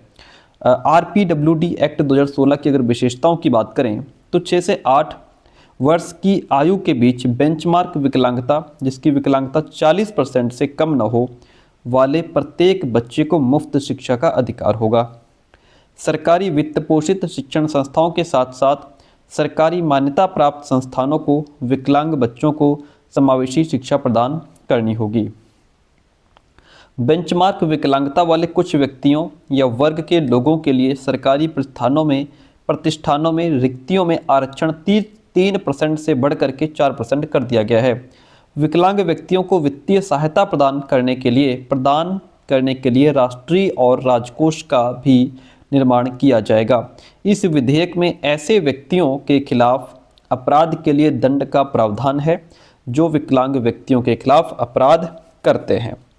विकलांगों के अधिकारों के उल्लंघन से संबंधित मामलों को निपटाने के लिए प्रत्येक जिले में विशेष न्यायालयों का गठन भी किया जाएगा। तो ये क्वेश्चन हमारा RPWD एक्ट 2016 का था। अगला प्रश्न लेते हैं कि विशिष्ट शिक्षा के कौन कौन से सिद्धांत हैं, उन पर प्रकाश डालिएगा। विशेष शिक्षा के लिए निम्नलिखित सिद्धांत हैं। एक तो नो कैंसिलेशन, मतलब शारीरिक रूप से बाधित सभी बालकों को निःशुल्क उपयुक्त शिक्षा मिलनी चाहिए। ठीक है, निःशुल्क। सामान्य शिक्षा संस्थाओं में किसी बालक को स्वीकार अथवा अस्वीकार करने का विकल्प किसी विद्यालय की व्यवस्था में नहीं होगा। जो सामान्य शिक्षा संस्थाएं हैं उनमें किसी भी बालक, ऐसा नहीं कि आप किसी भी बालक को कह दो कि हाँ हम इसको ले लेंगे, इस बालक को नहीं लेंगे, ये ऑप्शन आपके पास मौजूद ही नहीं होगा। हर बच्चे को आपको लेना होगा। व्यक्तिगत भिन्नता के आधार पर शिक्षा, प्रत्येक विशिष्ट बालक में कुछ न कुछ विभिन्नताएं होती हैं। कुछ छात्र अन्य छात्रों से अधिकांश गुणों में सर्वथा भिन्न होते हैं, जो शिक्षा की ओर विशेष झुकाव रखते हैं। ऐसे छात्रों को विशेष शिक्षण आवश्यकताएं विशिष्ट शिक्षा के माध्यम से पूरी करनी चाहिए। स्पेशल प्रोसेस की बात करें तो विशिष्ट शिक्षा एक विशेष प्रक्रिया है जिसके द्वारा एक विशिष्ट शिक्षक विकलांग बालकों को संसाधन कक्ष, विशिष्ट उपकरण युक्त कक्ष में शिक्षा प्रदान करते हैं। माता पिता का भी पेरेंट्स सपोर्ट भी रहेगा। यदि शारीरिक रूप से बाधित बालकों के माता पिता भी शिक्षण कार्यक्रमों में रुचि लेते हैं तो विशिष्ट शिक्षण कार्यक्रमों को अधिक प्रभावशाली बनाया जा सकता है। नेक्स्ट है प्रेरणा का सिद्धांत, प्रिंसिपल ऑफ मोटिवेशन। सामान्यतः बालक जब कोई भी विषय वस्तु को सीखने के लिए, किसी टॉपिक को, सब्जेक्ट को सीखने के लिए मोटिवेटेड होता है तो उस पाठ को जल्दी और आसानी से सीख लेता है। जब भी हम कुछ सीखने के लिए इंस्पायर्ड होते हैं, है ना, क्यूरियोसिटी होती है हमारे अंदर, तो हम उसको जल्दी सीख लेते हैं। इस प्रकार एक टीचर को चाहिए कि इन बालकों को समय समय पर मोटिवेशन देता रहे, मोटिवेट करता रहे, सीखने के लिए प्रेरित भी करता रहे। विशिष्ट शिक्षा की क्या आवश्यकता है ये बताइए। देखिए, इसकी आवश्यकता की बात कर लेते हैं। विशिष्ट बालकों की विशेषता ये होती है कि सामान्य बालकों की तरह उनमें देखने, बोलने, समझने की क्षमता डेवलप नहीं होती। इसलिए विशेष शिक्षा के द्वारा उनके उद्देश्यों को पूरा किया जाता है। यद्यपि इन बालकों की ज्ञानेंद्रियां सही रूप से डेवलप या काम नहीं कर पाती हैं, इसलिए इन्हें विशेष निर्देशन की आवश्यकता होती है जो विशिष्ट शिक्षा के द्वारा पूर्ति की जाती है। विशिष्ट शिक्षा के द्वारा दृष्टिबाधित, श्रवणबाधित, मानसिक मंद, अधिगम अक्षम आदि बालकों की पहचान भी की जाती है। विशिष्ट बालक सामान्य कक्षाओं में दिए जाने वाले अनुदेशन से लाभ नहीं उठा पाते क्योंकि इन बालकों की बौद्धिक क्षमता सामान्य बालकों से या तो अधिक होती है या फिर कम होती है, क्योंकि विशेष का मतलब ही होता है जो सामान्य बच्चों से अलग हैं, चाहे फिर वो श्रवण बाधित हों, दृष्टि बाधित हों या फिर प्रतिभाशाली हों, ये सब विशेष में आएंगे। विशिष्ट बालकों के अभिभावकों, अध्यापकों और प्रबंधकों को बालकों की आवश्यकताओं को समझने में विशिष्ट शिक्षा से सहायता मिलती है। इस शिक्षा से विशिष्ट बालक समाज में अपना समायोजन भी कर सकते हैं। अगला क्वेश्चन है विशिष्ट शिक्षा और समावेशी शिक्षा में अंतर क्या है वो हमें बताना है। चलिए, विशिष्ट शिक्षा और समावेशी शिक्षा में अंतर समझ लेते हैं। विशिष्ट शिक्षा प्राचीन प्रत्यय है, जो विशेष शिक्षा ये पुराना कॉन्सेप्ट है। समावेशी शिक्षा का ये नया कॉन्सेप्ट है भाई। ये पृथक्करण यानी कि अलगाव को बढ़ावा देती है। ये क्वेश्चन विशिष्ट शिक्षा समावेशी शिक्षा वाला 2-3 बार रिपीट हुआ है, तो आप इसको जो है जरूर पढ़ करके जाइएगा। पॉसिबिलिटी है, संभावना है प्रश्न फिर से पूछे जाने की। ये पृथक्करण को बढ़ावा देती है। पृथक्करण मतलब अलग थलग करती है, क्योंकि इसमें विशेष बच्चों को अलग पढ़ाया जाता है, सामान्य बच्चों को अलग पढ़ाया जाता है। जबकि समावेशी शिक्षा भेदभाव रहित शिक्षा यानी कि ये एकीकरण पर बल देती है, यानी कि ये सबको एक साथ लेकर के चलती है। ये भेदभाव पर आधारित है और ये भेदभाव रहित शिक्षा है जिसमें एक छत के नीचे हर प्रकार के बच्चे को पढ़ाया जाता है। ये संपूर्ण शिक्षा नहीं है, जबकि समावेशी शिक्षा एक संपूर्ण शिक्षा है। यह बच्चे के होल डेवलपमेंट की बात करती है। बच्चे के शारीरिक, मानसिक, आध्यात्मिक, चारित्रिक, नैतिक हर तरीके का डेवलपमेंट बच्चे के अंदर होना चाहिए। जो विशेष शिक्षा है ये व्यावसायिक प्रशिक्षण पर बल देती है कि बच्चा जिस व्यवसाय में जाना चाहता है ये उसको उस व्यवसाय से रिलेटेड जानकारी देती है, वही चीज़ पढ़ाती है। समावेशी शिक्षा संपूर्ण विकास पर बल देती है। विशेष शिक्षा ये साधारण स्कूल प्रणाली से बिल्कुल अलग है। समावेशी शिक्षा साधारण स्कूल में प्रदान की जाती है। विशेष शिक्षा अपंग बालकों को सामान्य बालकों से अलग करती है। समावेशी शिक्षा ये व्यवस्था अपंग या सामान्य दोनों को एक साथ समायोजित करती है। विशेष शिक्षा ये केवल अपंग असमर्थ बालकों के लिए है। सामान्य शिक्षा सभी बच्चों को शामिल करती है। विशेष शिक्षा से बच्चों में हीनता की भावना आती है कि जब भाई उनको अलग अलग करके पढ़ाओगे तो हीनता की भावना तो आएगी कि देखो इनको अलग पढ़ाया जा रहा है, हमको अलग कर दिया गया। समावेशी शिक्षा बच्चों को आत्मविश्वासी और सामाजिक बनाने में हेल्प करती है। जो विशेष शिक्षा है इसमें विशेष आवश्यकता वाले बच्चों को अलग पढ़ाया जाता है। समावेशी शिक्षा में विशेष आवश्यकता वाले बच्चों को सामान्य बच्चों के साथ में ही पढ़ाया जाता है। 18 नंबर क्वेश्चन है आपके सामने, RTE 2009 से आप क्या समझते हैं? संक्षिप्त रूप से इसका वर्णन करना है। देखिएगा, वर्ष 2002 में संविधान के 86वें संशोधन द्वारा अनुच्छेद 21A से 6 से 14 वर्ष तक के सभी बच्चों को मुफ्त एवं अनिवार्य शिक्षा उपलब्ध कराने का प्रावधान किया गया था। इसको प्रभावी बनाने के लिए 4 अगस्त 2009 को लोकसभा में यह अधिनियम पारित किया गया, जो 1 अप्रैल 2010 से पूरे देश में लागू हो गया। इस एक्ट की मदद से देश के गरीब बच्चे भी शिक्षा प्राप्त कर सकते हैं। यह एक्ट सभी के लिए लागू होता है, चाहे वो किसी भी जाति या धर्म का हो और चाहे वो बालक का हो या बालिका हो। इस एक्ट के लागू होने के बाद भारत की गिनती भी उन 135 देशों में की जाती है जहां पर बच्चों के लिए शिक्षा मुफ्त है। इस RTE एक्ट 2009 में 38 धाराएं हैं और इसको 7 चैप्टर्स में डिवाइड भी किया गया है। RTE अधिनियम के अगर प्रावधानों की बात करें, प्रोविजंस की बात करें, तो किसी पड़ोस के विद्यालय में प्रारंभिक शिक्षा पूरी करने तक निःशुल्क और अनिवार्य शिक्षा के लिए बच्चों को अधिकार प्रदान करता है। यह निःशुल्क और अनिवार्य शिक्षा प्रदान करने में सरकारों, स्थानीय प्राधिकारी और अभिभावक कर्तव्यों और केंद्र तथा राज्य सरकारों के बीच वित्तीय और अन्य जिम्मेदारियों को विनिर्दिष्ट भी करता है। अधिनियम छात्र शिक्षक अनुपात, भवन संरचना, विद्यालय के कार्य दिवस, शिक्षक के कार्य के घंटों संबंधी मानदंडों को निश्चित करता है। यह उपयुक्त रूप से वेल ट्रेन टीचर्स की नियुक्ति के लिए प्रावधान करता है। यह शारीरिक दंड और मानसिक उत्पीड़न, अध्यापकों द्वारा निजी ट्यूशन और बिना मान्यता के विद्यालयों को चलाना निषेध करता है।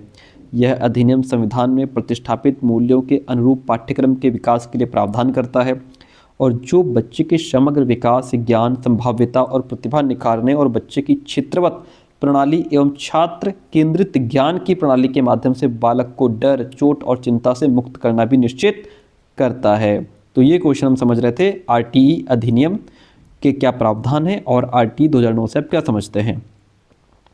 अगला प्रश्न कहता है अपवंचन किसे कहते हैं, इसके क्या प्रकार होते हैं। अपवंचन का मतलब क्या है? देखिए, ये सारे कॉन्सेप्ट अगर आपके क्लियर हो जाएंगे तो किसी भी तरीके से लॉन्ग क्वेश्चन पूछ ले आप आंसर भी 2 तरीके से लिख पाएंगे, क्योंकि कई सारे शॉर्ट को मिलाकर एक लॉन्ग बना दिया जाता है। अपवंचन किसे कहते हैं? समाज में कुछ ऐसे लोग होते हैं जो सामान्य लोगों के स्तर के अनुरूप जो है प्रोग्रेस नहीं कर पाते और पिछड़ जाते हैं। पिछड़ने के पीछे समुचित साधन, सुविधाएं एवं अवसरों से विमुख होना है। ऐसे लोगों को वंचित वर्ग या अपवंचन कहते हैं, जो है कि सामान्य लोगों से पीछे रह जाते हैं, पिछड़ जाते हैं, वंचित हो जाते हैं। पोलमैन कहते हैं कि वंचन निम्न स्तरीय जीवन दशा या विलगाव की ओर संकेत करता है, अलगाव की ओर संकेत करता है, जो कि कुछ व्यक्तियों को उनके समाज की संस्कृति, उपलब्धियों में भाग लेने से भी रोक देता है। अपवंचन के प्रकार क्या हैं? एक तो लिंग के आधार पर अपवंचन हो जाता है, जाति के आधार पर अपवंचन, क्षेत्र के आधार पर अपवंचन, अक्षम व्यक्तियों के आधार पर भी अपवंचन हो जाता है। अब एक एक करके समझिए भाई, लिंग के आधार पर कैसे होता है। लिंग के आधार पर हमारा समाज दो भागों में बटा हुआ है। कितने भागों में बटा है सर? दो भागों में, पुरुष और महिला वर्ग। प्राचीन काल से अब तक भारत में महिलाओं की जो कंडीशन है, जो स्थिति है, वो हमेशा एक समान नहीं रही है। वैदिक काल में स्त्रियां नीची दृष्टि से देखी जाती थी। मध्यकाल में इनकी दशा और भी शोचनीय हो गई। पर्दा प्रथा, सती प्रथा, बाल विवाह, ये सब जो है न, इन्होंने स्त्रियों के लिए कठोर नियम बना दिए। स्त्री घर की चार दीवारी में कैद होती चली गई। उनकी दशा ऐसी हो गई कि पुरुष वर्ग उन्हें उपेक्षित करने लगा और समाज में अपवंचित वर्ग की श्रेणी में ला करके खड़ा कर दिया। तो लिंग के आधार पर अपवंचन की मतलब जो लड़कियां, जो स्त्रियां थी, वो बहुत सारे काम से उनसे क्या हो गई? वंचित हो गई, है ना। लोगों ने उसको, जो मेन काम थे, जो समाज वर्ग के काम थे, उससे उनको वंचित रखा। जाति के आधार पर वंचन। इतिहास हमें यही बताता है कि समाज में सर्वोच्च स्थिति पर केवल दो ऊपरी जातियों का ही आधिपत्य था, ब्राह्मण और क्षत्रिय। इन्होंने ही दूसरे धर्मों का प्रयोग शुरू कर दिया। चार वर्णों में सबसे निम्न स्तर पर शूद्र था। ये मजदूर, गरीब, किसान और नौकर हुआ करते थे। ये केवल ऊपर के तीन जो वर्ग थे, उनके दास के रूप में काम करते थे, उनकी सेवा करते थे। ठीक है, शूद्र लोग। इन चार वर्णों के अलावा एक अन्य वर्ग जो सभी से नीचे माना जाता था, वो था अस्पृश्य, एक बाहरी जाति। अस्पृश्य जो लोग थे, इनका काम था शौचालय और मरे हुए पशुओं की खाल साफ करना, शौचालय साफ करना। ये सबसे ज़्यादा भेदभाव और शोषित करने वाले काम हैं। इन्हें अछूत की श्रेणी में रखा जाता था। इस प्रकार इन दोनों ही वर्गों को समाज ने तिरस्कृत कर दिया और ये जातियां अपवंचित श्रेणी में गिनी जाने लगी। यानी कि जो भी व्यक्ति या जो समाज मुख्य धारा में नहीं आ पाया, उनसे अलग हो गया, इसका मतलब वो अपवंचित की श्रेणी में आ गया। क्षेत्र के आधार पर भी लोगों को अलग थलग किया गया, उनको मेन स्ट्रीम में, मुख्य धारा में नहीं लाया गया। जब किसी छात्र को ही समाज की मुख्य धारा से वंचित रखा जाता है, जब किसी क्षेत्र को ही समाज की मुख्य धारा से वंचित रखा जाता है, तो उसे क्षेत्र के आधार पर अपवंचन कहते हैं। कि वो जो क्षेत्र है बहुत पिछड़ा है, या हम उस क्षेत्र में नहीं जाएंगे, बड़ा खराब लोग उस क्षेत्र में रहते हैं, इस तरीके से, मतलब आपने उसका अपवंचन कर दिया, है ना। अरे उधर नहीं जाएंगे, उस एरिया में हम जाते नहीं है, वो एरिया बहुत गंदा है, उधर के लोग ऐसे नीची जाति के हैं, वो ना, उसमें हम लोग नहीं जाते, इस तरीके से। तो आपने उसका क्या कर दिया? अपवंचन, उसको अलग थलग कर दिया, जैसे पिछड़ी जातियों के लोग उसमें रहते हों। ये जाति सामाजिक और शैक्षिक रूप से पिछड़ी हुई है। बढ़ई, कुम्हार, दस्तकार, सुनार और गैर खेतीहर उत्पादक मछुआरे इस जाति में शामिल किए गए। अक्षमता के आधार पर भी तो अपवंचन हुआ। अक्षमता के कारण स्वतः ही आत्मविश्वास का अभाव हो जाता है। अगर आपके अंदर क्षमता नहीं है तो आपका कॉन्फिडेंस लेवल पहले ही गिर जाएगा। और अक्षमता उन बच्चों की पहुंच को सीमित कर देती है। उन्हें यह एहसास बार बार होता है कि वे कोई काम नहीं कर सकते हैं, जिसके परिणाम स्वरूप उनको किसी काबिल न होने के भाव, हताशा, शर्मिंदगी आदि का एहसास होता है, जो उनके व्यक्तिगत और सामाजिक विकास को भी प्रभावित करता है। तो इस तरीके से आपने समझा अपवंचन क्या होता है। बहुत बढ़िया क्वेश्चन था, बहुत अच्छा क्वेश्चन। अगला प्रश्न, सामाजिक रूप से वंचित बालकों का क्या अर्थ है? परिभाषा लिखिएगा। सामाजिक रूप से वंचित बालक यानी कि जो समाज से वंचित हो गए। सामाजिक रूप से वंचित व्यक्ति वो होते हैं जो नस्लीय पक्षपात या सांस्कृतिक पूर्वाग्रह का सामना करते हैं। उन्हें अनुसूचित जाति, अनुसूचित जनजाति, पिछड़ा वर्ग, अल्पसंख्यक, विकलांग आदि के रूप में संदर्भित किया जाता है। इस वर्ग से संबंधित बालकों को सामाजिक रूप से वंचित बालकों के रूप में संदर्भित किया जाता है। ऐसे बालक गरीबी, अशिक्षा और परिवार की निम्न स्थिति के कारण वंचित रह जाते हैं। ऐसे बालक संवेगात्मक रूप से भी अस्थिर होते हैं। शसमैन के अनुसार सांस्कृतिक रूप से वंचित, शिक्षा की दृष्टि से वंचित यानी कि जो शिक्षा से भी वंचित रह गए, असुविधा युक्त बच्चे जिनको वो पूरी सुविधाएं नहीं मिल पाई, चाहे वो शिक्षा ग्रहण करने के क्षेत्र में हो या अदर किसी क्षेत्र में हो, उनको सीखने की वो सुविधाएं नहीं मिल पाई। वंचित, निम्न वर्ग और स्वनिम्न सामाजिक आर्थिक समूह जैसे शब्दों का प्रयोग एक दूसरे के लिए किया जाता रहा है। अगला प्रश्न, अनुसूचित जाति का अर्थ और परिभाषा क्या है? देखिएगा, अनुसूचित जाति जाति प्रथा के परिणाम स्वरूप विकसित उस व्यवस्था के अंग हैं जिसमें मनुष्य मनुष्य के बीच इतना अधिक अंतर किया जाता है कि छू लेने मात्र से ही, स्पर्श मात्र से ही गैर अनुसूचित या स्वर्ण जातियों के लोग अपवित्र हो जाते हैं। उनको इन जातियों से पृथक रहने की व्यवस्था की गई कि वो इस जाति से अलग रहें, है ना, क्योंकि ये जो स्पर्श यानी कि जो दूसरी जातियां हैं वो अगर टच भी कर लें, छू लें, तो स्वर्ण जाति के लोग अपवित्र हो जाते हैं। और अनेक प्रकार की डिसेबिलिटीज़ भी उनके लिए निर्धारित की गई। डी.एन. मजूमदार कहते हैं कि अस्पृश्य जातियां वो हैं जो अनेक सामाजिक और राजनीतिक निर्योग्यताओं की शिकार हैं। उनके अंदर वो एबिलिटी नहीं है, योग्यता नहीं है। इनमें से अनेक निर्योग्यताएं उच्च जातियों द्वारा परंपरागत तौर पर निर्धारित और सामाजिक तौर पर लागू भी की गई हैं। के.एन. शर्मा कहते हैं कि अस्पृश्य जातियां वो हैं जिनके स्पर्श से एक व्यक्ति अपवित्र हो जाए और उसे पवित्र होने के लिए कुछ काम करना पड़े। जैसे कहते हैं कि पवित्र होने के लिए गंगा में स्नान करना पड़ेगा। पिछड़े बालकों का क्या अर्थ है? और ये क्वेश्चन शायद पिछड़े बालकों वाला क्वेश्चन शायद हो चुका है ऊपर। ठीक है, ये क्वेश्चन रिपीट हो गया है। अगला क्वेश्चन देखिए, प्रतिभाशाली बालकों का क्या अर्थ है? परिभाषा लिखिएगा। प्रतिभाशाली बालक कौन होते हैं? वो बालक जिसकी मानसिक आयु अपनी आयु वर्ग के अनुपात में औसत से बहुत अधिक हो, यानी कि उसकी आयु के जो दूसरे बच्चे हैं उनकी तुलना में इस बच्चे की जो मानसिक आयु है, यानी कि जो सोचने समझने की क्षमता है, वो बहुत ऊपर हो। इसका मतलब बच्चा वो प्रतिभावान या प्रतिभाशाली बालक कहा जाएगा। प्रतिभावान ही राष्ट्र के नेता, समाज सुधारक, वैज्ञानिक, इंजीनियर, साहित्यकार और रचनाकार बनते हैं।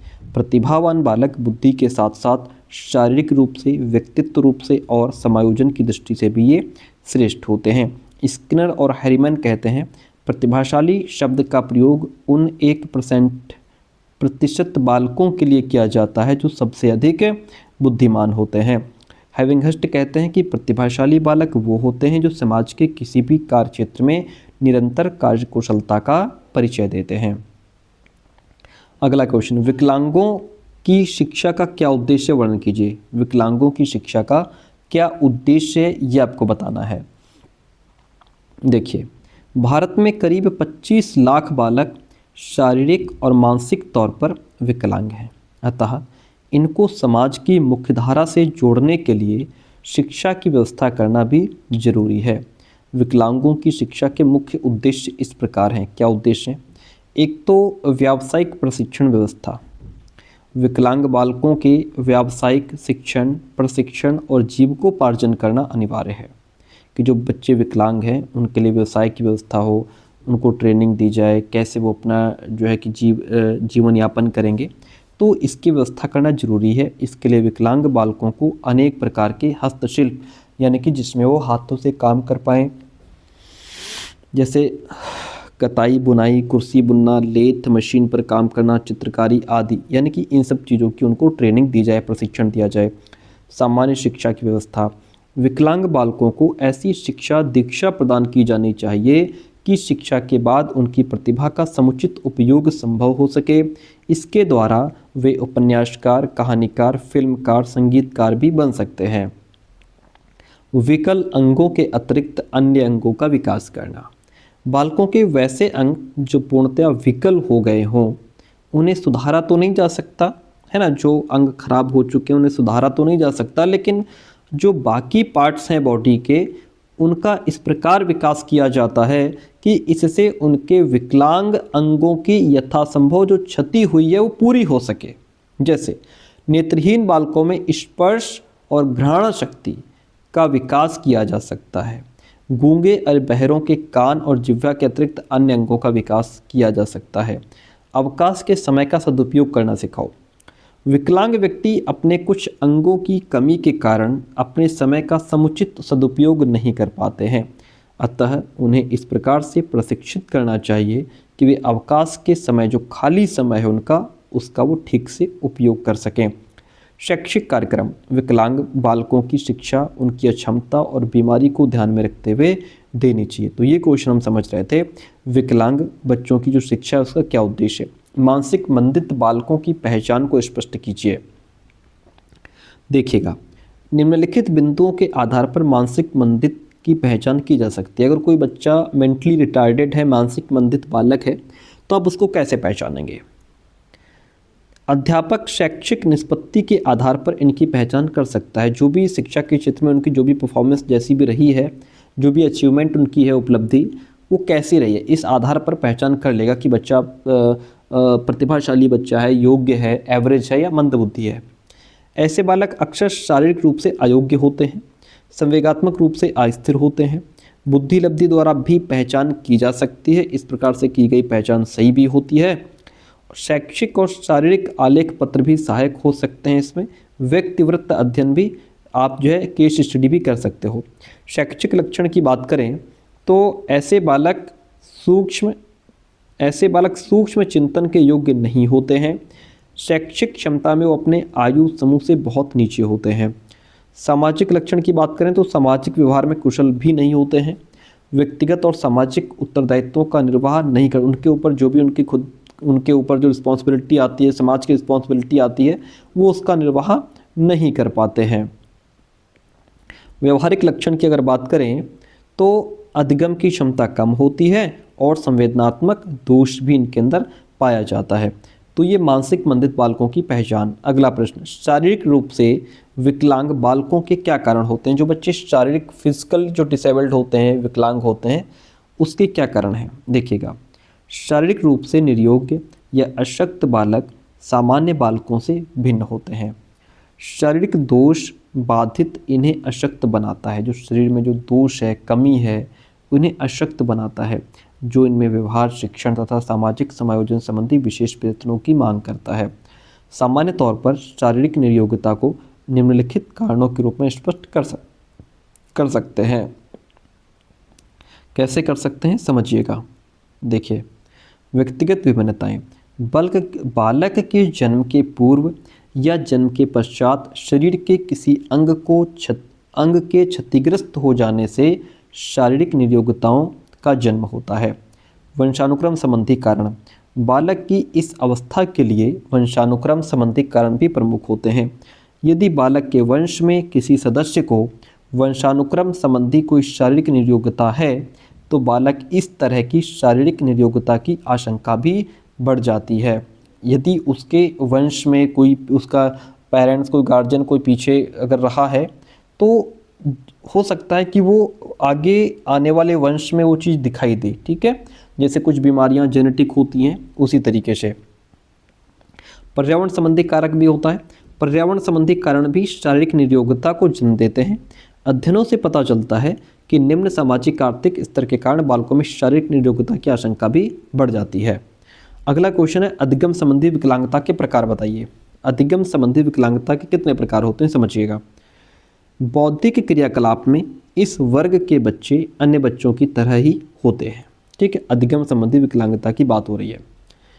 इनमें किसी भी प्रकार का मानसिक पिछड़ापन नहीं होता। इनमें न तो कोई या किसी प्रकार का दृष्टिदोष या श्रवण दोष भी नहीं होता, लेकिन उनको पढ़ने लिखने में स्पेलिंग मिस्टेक या वर्तनी की शुद्धता, गणित के प्रश्न हल करने आदि समस्या होती है। सामान्य अधिगम विकलांगता की अगर बात करें तो सामान्य स्कूलों में सामान्य रूप से अधिगम युक्त विकलांग बच्चे को सिखाया पढ़ाया जा सकता है। सामान्य स्कूलों में सामान्य रूप से जो अधिगम युक्त विकलांग बच्चे हैं उनको सिखाया और पढ़ाया जा सकता है। वे नियमित रूप से स्कूलों में ही शिक्षा ग्रहण भी करते हैं। उनको आम स्कूलों की ऊंची कक्षाओं में भी एकीकृत किया जा सकता है। इसके लिए पाठ्यक्रम में सामान्य प्रकार का परिवर्तन करना होता है, बस छोटा सा। अधिगम संबंधी अगर भयंकर अपंगता है, इस कोटि में उन बच्चों की गिनती की जाती है जिनको आधारभूत अकादमिक कौशल हासिल करने में भी दिक्कत होती है, जैसे पढ़ना लिखना आदि। यह समस्या उनके मस्तिष्क में किसी विकार या पर्यावरण विषय के अभाव के कारण हो सकती है। इन बच्चों को स्कूलों में एकीकृत करने में बहुत अधिक कठिनाई होती है। पढ़ने की असमर्थता। इस प्रकार के दोषग्रस्त बच्चे पढ़ने में असमर्थ होते हैं। जिन बच्चों पर इसका भयंकर असर होता है वे पढ़ने लिखने में बिल्कुल अशक्त या लाचार होते हैं। इसे कभी कभी शब्द अंधता के नाम से भी पुकारा जाता है। लेखन की अशक्तता। इस रोग से प्रभावित बच्चे स्वतः स्फूर्त रूप से लिखने में अशक्त होते हैं। बढ़िया जो है ये तेज़ी से स्पीड से नहीं लिख सकते। जिन बच्चों में समस्या साधारण किस्म की होती है उनको साफ साफ लिखने की कला को सीखने में कठिनाई होती है। जिन बच्चों में यह दिक्कत अधिक गंभीर प्रकार की होती है वो स्वतः स्फूर्ति रूप से नहीं लिख सकते, वह लिखना सीखने में असमर्थ होते हैं। यही उनकी पहचान है। संप्रेषण को समझने यानी कि कम्युनिकेशन में दिक्कत होती है। इस प्रकार के विकारग्रस्त बच्चे लेखन, बोलने और पढ़ाई में दिक्कतों का सामना करते हैं। जिन बच्चों में ये रोग गंभीर रूप धारण कर चुका होता है वह किसी भाषा को समझ पाता है, वह न किसी भाषा को समझ पाता है न सीखी भाषा ही उसकी समझ में आती है, वह लिखना, पढ़ना और बोलना भी नहीं सीख सकता है। तो इस तरीके से ये क्वेश्चन हमारा कंप्लीट होता है कि अधिगम संबंधी विकलांगता के प्रकार बताइए। अगला प्रश्न है सामाजिक अधिगम क्या है, इसकी विवेचना कीजिए। समझिए सामाजिक अधिगम को। देखिए अधिगम एक सामाजिक प्रक्रिया है, यानी कि बच्चा अकेले नहीं सीख सकता, वो समाज के लोगों के साथ इंटरेक्ट करके सीखता है। सामाजिक ज्ञान का अर्जन सामाजिक अंतःक्रिया के संदर्भ में तथा इसके परिणाम स्वरूप ही होता है। सामाजिक माध्यमों में अनेक अवसर होते हैं। किसी भी बालक या छात्र को जब किसी काम के लिए प्रोत्साहित किया जाता है तो उसे आत्मगौरव और आत्मसम्मान का अनुभव होता है और वह उस प्रकार के कार्य को सम्मानित कार्य भी समझने लगता है। ऐसे कार्यों को बालक अपने जीवन में धारण कर लेता है और उनको अपने व्यक्तित्व का अंग बना लेते हैं।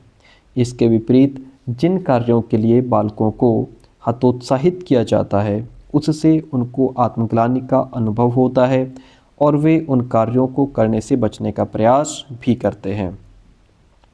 इस प्रकार समाज की धारणाओं को बालक के सीखने की प्रक्रिया में महत्वपूर्ण योगदान माना गया है कि जो समाज की धारणाएं हैं ये बालक को सीखने में बहुत इम्पॉर्टेंट रोल अदा करती हैं।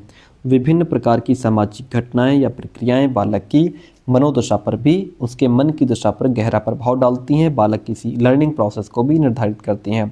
क्रो एंड क्रो कहते हैं कि कोई समाज व्यर्थ में किसी बात की आशा नहीं कर सकता। यदि वो चाहता है उसके तरुण व्यक्ति अपने समुदाय की भली भांति सेवा करें तो उसे उन सब शैक्षिक साधनों को जुटाना चाहिए जिनकी तरुण व्यक्तियों को व्यक्तिगत या सामूहिक रूप से आवश्यकता हो।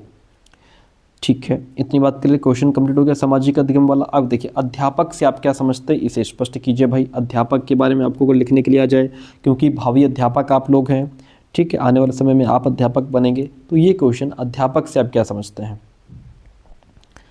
अध्यापक शब्द बालक के जीवन में बहुत अधिक इम्पोर्टेंस रखता है, बहुत अधिक महत्व रखता है। ठीक है, अध्यापन यानी टीचिंग पेशा या व्यवसाय नहीं बल्कि समाज के प्रति सेवा के लिए समर्पण है। एक शिक्षक ही देश को स्वावलंबी बनाकर बुलंदी पर पहुंचाता है। अध्यापक ही अपने बालकों में चरित्र निर्माण, व्यवहार आदि में परिवर्तन करके व्यक्तित्व का निर्माण करता है। बालक को सही मार्गदर्शक अध्यापक द्वारा ही संभव है। शिक्षा की व्यवस्था की सफलता अध्यापक पर निर्भर करती है। एक अच्छा शिक्षक ही अच्छे समाज का निर्माण भी कर सकता है। डॉक्टर एस राधाकृष्णन के अनुसार अध्यापक का समाज में बहुत महत्वपूर्ण स्थान है। वह एक पीढ़ी से दूसरी पीढ़ी को बौद्धिक संस्कृतियों और तकनीकी कौशलों को पहुंचाने में मुख्य भूमिका अदा करता है और सभ्यता के दीपक को भी जलाए रखता है। प्रश्न है अल्पसंख्यक का क्या अर्थ है, इनकी शिक्षा संबंधी योजनाओं का वर्णन कीजिए। अल्पसंख्यक का क्या अर्थ है और इनकी शिक्षा संबंधी योजनाओं का वर्णन भी करना है। देखिए, भारत में धर्म और भाषा के आधार पर कुछ वर्ग के व्यक्तियों को अल्पसंख्यक घोषित कर दिया गया है। इनमें मुसलमान, ईसाई, बौद्ध, जैन धर्मावलंबी ये सब लोग आते हैं। परंतु ईसाई, बौद्ध और जैन शिक्षा की दृष्टि से पिछड़े नहीं हैं।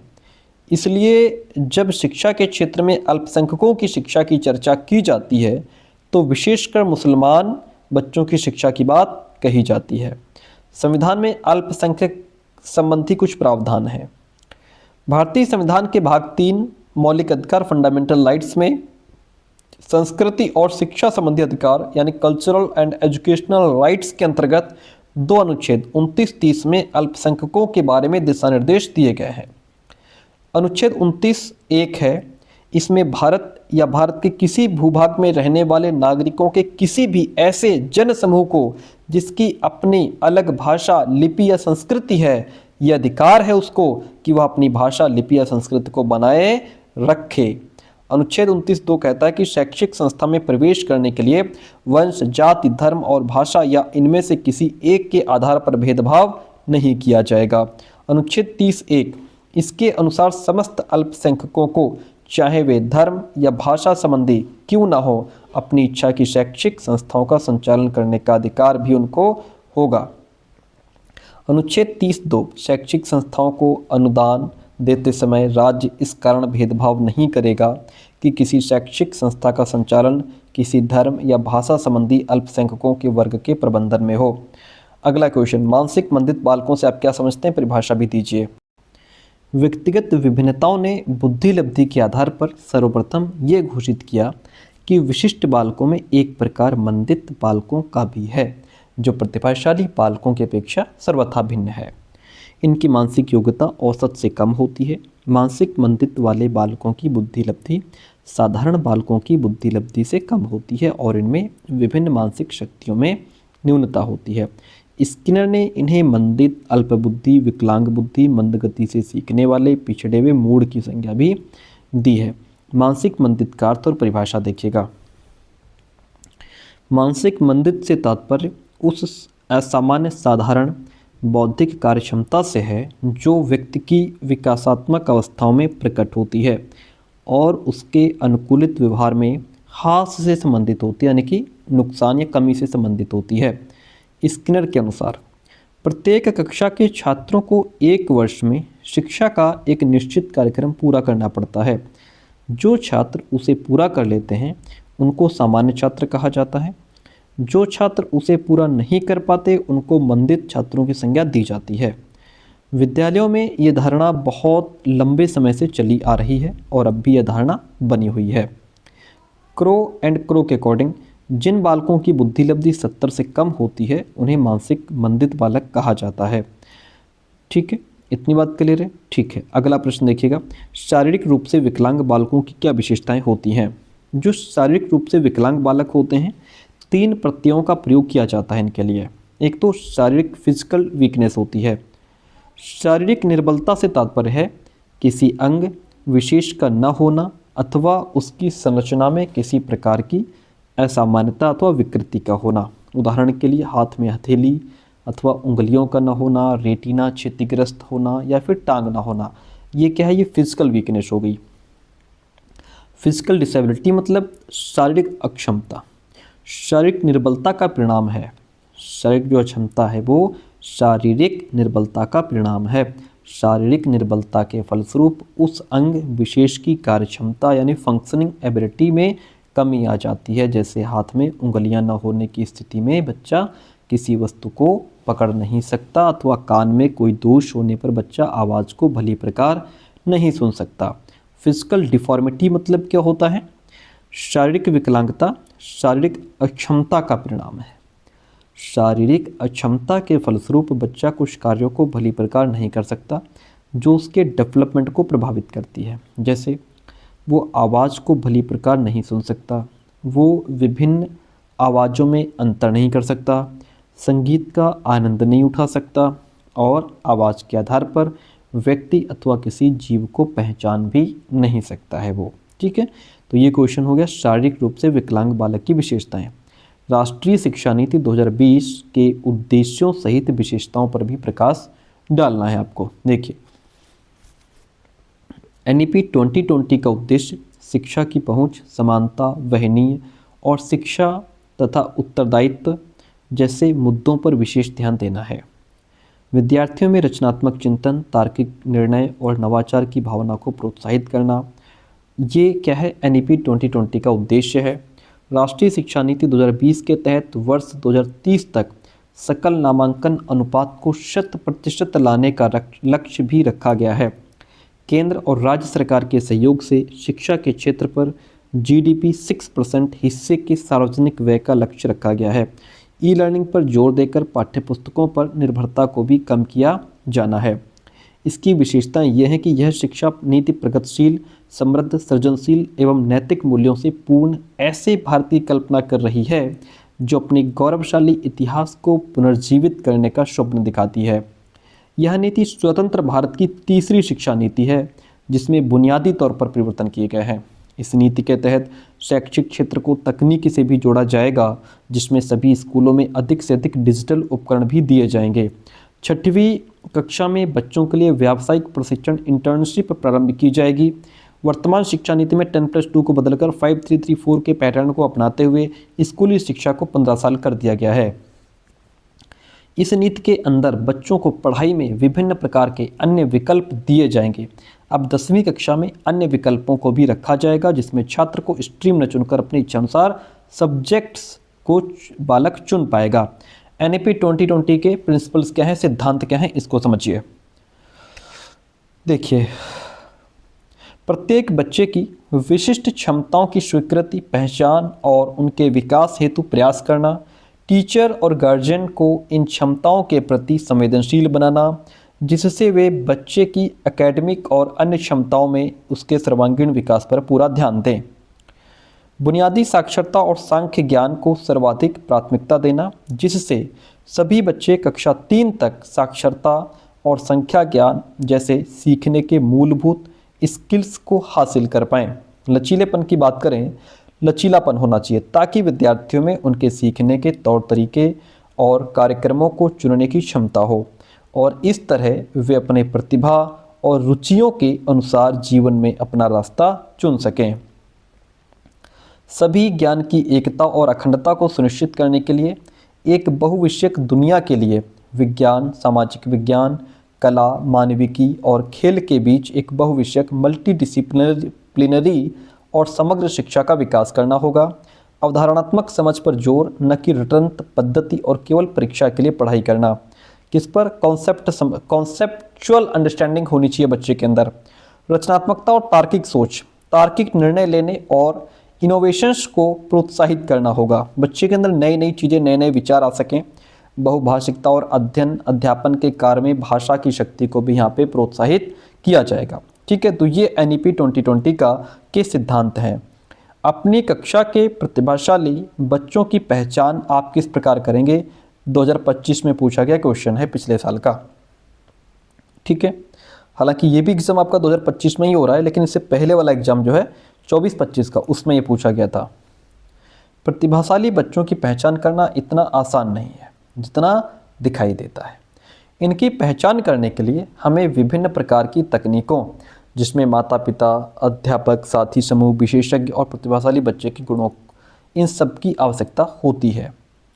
रेनेजुल्ली ने बच्चों के व्यवहार संबंधी एक सूची तैयार की है जो 4 वर्गों में बटी हुई है। इस सूची के आधार पर अध्यापक ऐसे बच्चों की पहचान कर सकता है जो प्रतिभाशाली होते हैं। कैसे? एक तो अधिगम से संबंधित विशेषताएं पहचान करके, ये अपनी आयु और स्तर के बच्चों से इनका शब्द भंडार विशाल होता है। जो प्रतिभाशाली बच्चे होते हैं, इनका जो शब्द भंडार है वो एवरेज बच्चों से कहीं अधिक होता है। ये बालक सुगमता से याद कर लेते हैं। ये बालक रटने की बजाय समझने में विश्वास करते हैं। इनको स्वतंत्र पढ़ने की आदत होती है और ये ऊंचे स्तर की किताबों को ज़्यादा पढ़ते हैं। प्रतिभाशाली छात्र स्पष्ट रूप से सोचने, अर्थों को पहचानने और संबंधों को पहचानने में भी दक्ष होते हैं। लीडरशिप कैरेक्टरिस्टिक्स इनके अंदर पाई जाती है, लीडरशिप भी होती है। आत्मविश्वासी और अपने साथी समूह से सफल होते हैं। उत्तरदायित्व लेने के लिए हमेशा ये तैयार रहते हैं। नई स्थिति में भी अपने आप को आसानी से ढाल लेते हैं। मोटिवेशनल कैरेक्टरिस्टिक्स, इसके अंतर्गत निम्नलिखित को सम्मिलित किया जाता है। ये किसी भी कार्य को स्वयं आरंभ करने के लिए तैयार रहते हैं। पूर्णता की इनमें भूख होती है, यानी कि जो है परफेक्शन के लिए, परफेक्शन की भूख होती है, बस और सीखना है और सीखना है। नियमित दिनचर्या के प्रति उदासीन होते हैं। किसी भी कार्य को पूरा करने के प्रति दृढ़ता रखते हैं। और क्या पहचान है इनकी? एक, ये क्रिएटिव बहुत होते हैं, अधिक जिज्ञासु होते हैं, समस्या समाधान के प्रति अधिक मौलिकता रखते हैं। ये नियमों के प्रति कम ध्यान देते हैं। ठीक है, ज़्यादा नियम कानून के पीछे नहीं भागते। तो ये होती है प्रतिभाशाली बच्चे की पहचान। 35 नंबर क्वेश्चन कंप्लीट। 36 नंबर देखिएगा, कहता है प्रतिभाशाली बालक की कोई दो विशेषताएं बताइए। क्या इनकी विशेषताएं हैं भाई? प्रतिभा संपन्न बच्चे ऐसे बच्चे को कहते हैं जो सामान्य बच्चों से श्रेष्ठ बुद्धि वाले होते हैं। इनकी बुद्धि लब्धि 130 या इससे भी अधिक होती है। प्रतिभाशाली बच्चे शैशवावस्था से ही अपनी प्रखर बुद्धि के कारण पहचान में आ जाते हैं। इनमें उच्च श्रवण, कला, गणित, अभिनय, संगीत, समझ आदि की विशेष शक्ति होती है। प्रतिभाशाली बच्चे किसी भी काम को शीघ्र करते हैं और बात को जल्दी समझते हैं। इनकी स्मरण शक्ति तीव्र होती है और रुचि का क्षेत्र भी विस्तृत होता है। प्रतिभाशाली बालकों का अर्थ और परिभाषाएं क्या हैं? वह बालक जिसकी मानसिक आयु अपनी आयु वर्ग के अनुपात में औसत से बहुत अधिक हो, उसे प्रतिभावान या प्रतिभाशाली बालक कहा जाता है। प्रतिभावान बालक ही राष्ट्र के नेता, समाज सुधारक, वैज्ञानिक, इंजीनियर, साहित्यकार, रचनाकार बनते हैं। प्रतिभावान बालक बुद्धि के साथ साथ शारीरिक रूप से, व्यक्तित्व रूप से और समायोजन की दृष्टि से भी श्रेष्ठ होते हैं। स्किनर और हैरीमैन, प्रतिभाशाली शब्द का प्रयोग उन 1% बालकों के लिए किया जाता है जो सबसे अधिक बुद्धिमान होते हैं। हैविंगहर्स्ट के अकॉर्डिंग प्रतिभाशाली बालक वो हैं जो समाज के किसी भी कार्य क्षेत्र में निरंतर कार्यकुशलता का परिचय देते हैं। इनकी कुछ विशेषताएं होती हैं। देखिए, सामान्यतः हम प्रतिभाशाली बच्चों की विशेषताओं का वर्णन दो वर्गों में करते हैं। एक तो पॉजिटिव कैरेक्टरिस्टिक्स होती हैं, दूसरा नेगेटिव होती हैं। जो धनात्मक विशेषताएं होती हैं, शारीरिक विशेषताएं, प्रतिभाशाली बच्चे वो होते हैं जो शारीरिक तौर पर विकसित होते हैं। ये सामान्यतः लंबे होते हैं और इनका वजन ज़्यादा होता है। इनका डील डॉल उचित होता है और ये अच्छे स्वास्थ्य वाले होते हैं।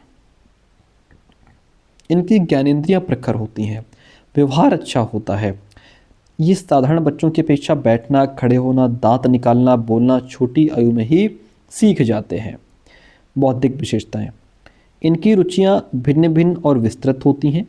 इनका भाषात्मक विकास उच्च स्तर का होता है, भाषा बहुत अच्छी होती है। इनकी स्मृति बहुत तेज होती है, बहुत तेज गति से सीखते हैं। इनमें तर्क वितर्क शक्ति और समस्या समाधान की योग्यता अधिक होती है। टर्मैन के अनुसार इनका IQ 140 से ऊपर होता है।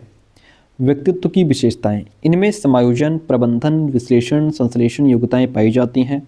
कई बार ये बच्चे संवेगात्मक अस्थिरता भी दिखाते हैं।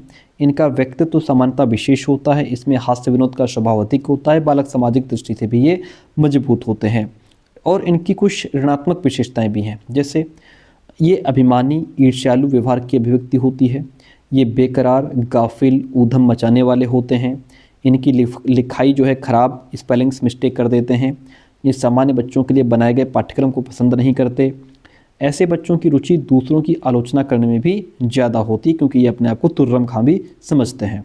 ठीक है, चलिए आगे बढ़ते हैं। क्वेश्चन नंबर 37 देखिए, PWD अधिनियम 1995 पर टिप्पणी आपसे पूछ रहा है। PWD अधिनियम संसद द्वारा 12 दिसंबर 1995 को पारित किया गया था और 7 फरवरी 1996 को इसे लागू किया गया। भारत सरकार ने विकलांगों के लिए ये सुनिश्चित करने के लिए एक अधिनियम बनाया कि विकलांगों को भी राष्ट्र निर्माण का महत्वपूर्ण हिस्सा माना जाए। ये एक महत्वपूर्ण कदम है जो विकलांग लोगों के लिए समान अवसर सुनिश्चित करता है। इस अधिनियम में शिक्षा, रोजगार, व्यावसायिक प्रशिक्षण, आरक्षण, अनुसंधान और जनशक्ति विकास, बाधा मुक्त परिवेश के निर्माण, विकलांग व्यक्तियों के लिए पुनर्वास, बेरोजगारी भत्ता, विकलांग कर्मचारियों के लिए विशेष बीमा योजना और गंभीर विकलांगता वाले व्यक्तियों के लिए घरों की स्थापना जैसे पुनर्वास के पहलुओं का भी इसमें प्रावधान है। निःशक्तता, डिसेबिलिटी की बात करें तो इसमें जैसे ब्लाइंडनेस हो गया, लो विजन एंड कुष्ठ रोग युक्त यानी कि लेप्रोसी क्योर्ड, श्रवण शक्ति का हार्श, हियरिंग इम्पेयरमेंट, चलन निःशक्तता यानी कि लोकोमोटर डिसेबिलिटी, मानसिक मंदता, मेंटल रिटार्डेशन, मानसिक रुग्णता, ये जो हैं इसमें ये डिसेबिलिटीज़ इंक्लूड हैं। ये 7 प्रकार की निःशक्तता का इसमें समावेश है।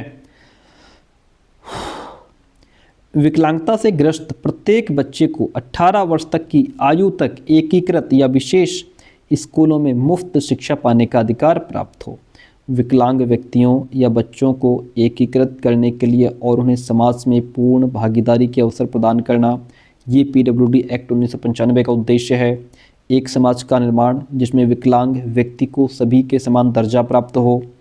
एक बाधा मुक्त वातावरण बनाना जहां पर विकलांग व्यक्तियों को किसी तरह की बाधा उत्पन्न ना हो, सभी व्यक्ति को समान अधिकार मिल सके, ये PWD एक्ट का उद्देश्य है। 38 नंबर क्वेश्चन, इसके बाद शायद एक और बचता है, फिर हमारी क्लास हो जाएगी कंप्लीट। 38 नंबर क्वेश्चन क्या कहता है आपसे, समावेशी कक्षा में सहकारी अधिगम किस प्रकार उपयोगी है, पिछले साल पूछा गया क्वेश्चन है। चलिए, सहकारी अधिगम का मतलब कोऑपरेटिव लर्निंग, जहां विद्यार्थी आपस में मिलकर के सीखते हैं। देखिएगा, समावेशी कक्षा में जहां असंख्य बालक होते हैं वहां बच्चों को सहकारी अधिगम विधि से पढ़ाया जा सकता है। ठीक है, मतलब सब बच्चे साथ बैठकर सीखें। इस तरह से बच्चे सीखने में एक दूसरे की मदद करते हैं। वे समस्याओं के समाधान एवं कार्य पूरा करने के लिए एक दूसरे के साथ सहयोग करते हैं। यह एक ऐसी अधिगम प्रक्रिया है जिसमें एक जैसी योग्यता के बालक समूह बनाकर एक ही उद्देश्य को पाने का प्रयास करते हैं।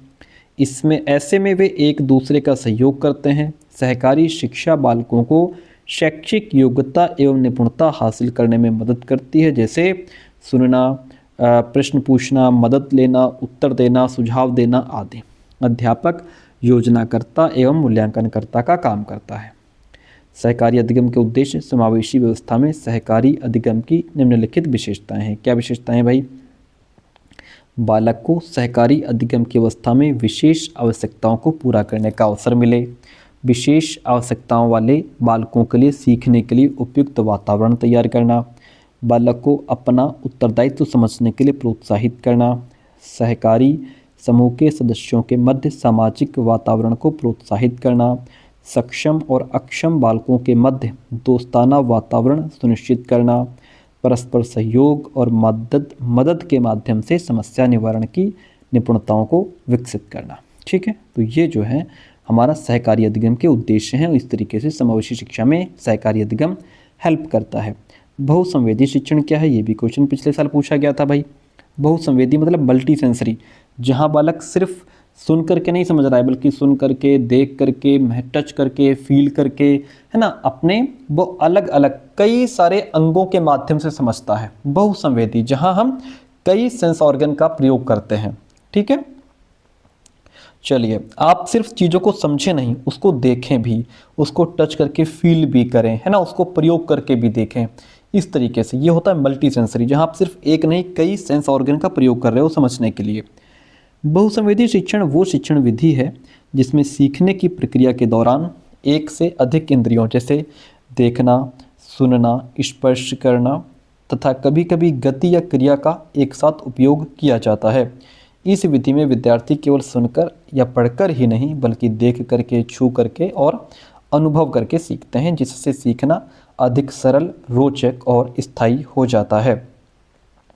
उदाहरण के तौर पर चित्र, चार्ट, मॉडल, ऑडियो वीडियो गतिविधियां, खेल एवं प्रयोग के माध्यम से पढ़ना। तो यहाँ पे चित्र के माध्यम से चार्ट भी देख रहा है बच्चा, मॉडल है, ऑडियो वीडियो भी है, एक्टिविटीज़ भी कर रहा है। तो एक नहीं कई तरीके से सीखने के अवसर बच्चे के सामने उपलब्ध हैं। बहुसंवेदी शिक्षण सभी प्रकार के विद्यार्थियों, विशेषकर समावेशी कक्षा में सीखने को प्रभावी बनाने में सहायक होता है। बहुसंवेदी शिक्षण का महत्व क्या है? बहुसंवेदी शिक्षण विद्यार्थियों के सर्वांगीण विकास में महत्वपूर्ण भूमिका निभाता है। इसका महत्व निम्नलिखित बिंदुओं से स्पष्ट होता है। सीखना सरल और रोचक बनाता है। कई इंद्रियों के उपयोग से विषय को समझना आसान हो जाता है। दीर्घकालिक स्मरण में सहायक, देखने, सुनने और करने से ज्ञान लंबे समय तक याद रहता है। सभी प्रकार के विद्यार्थियों के लिए उपयोगी है। सामान्य, कमजोर एवं विशेष आवश्यकता वाले सभी विद्यार्थियों को लाभ मिलता है। ध्यान और रुचि बढ़ाता है। गतिविधि आधारित शिक्षण से विद्यार्थियों की एकाग्रता भी बढ़ती है जब बच्चा एक्टिविटी करके सीखता है। आत्मविश्वास का विकास होता है। विद्यार्थी सक्रिय रूप से भाग लेते हैं जिससे उनका आत्मविश्वास भी बढ़ जाता है। इस प्रकार बहुसंवेदी शिक्षण कक्षा को प्रभावी, समावेशी और विद्यार्थी केंद्रित बना देते हैं। तो ये क्वेश्चन हमारा बहुसंवेदी से रिलेटेड क्वेश्चन था जो पिछले साल पूछा गया था। तो पेड नोट्स के लिए इस नंबर पे व्हाट्सअप करिएगा। ठीक है, थैंक यू सो मच। कैसी क्लास कमेंट करके जरूर बताइएगा।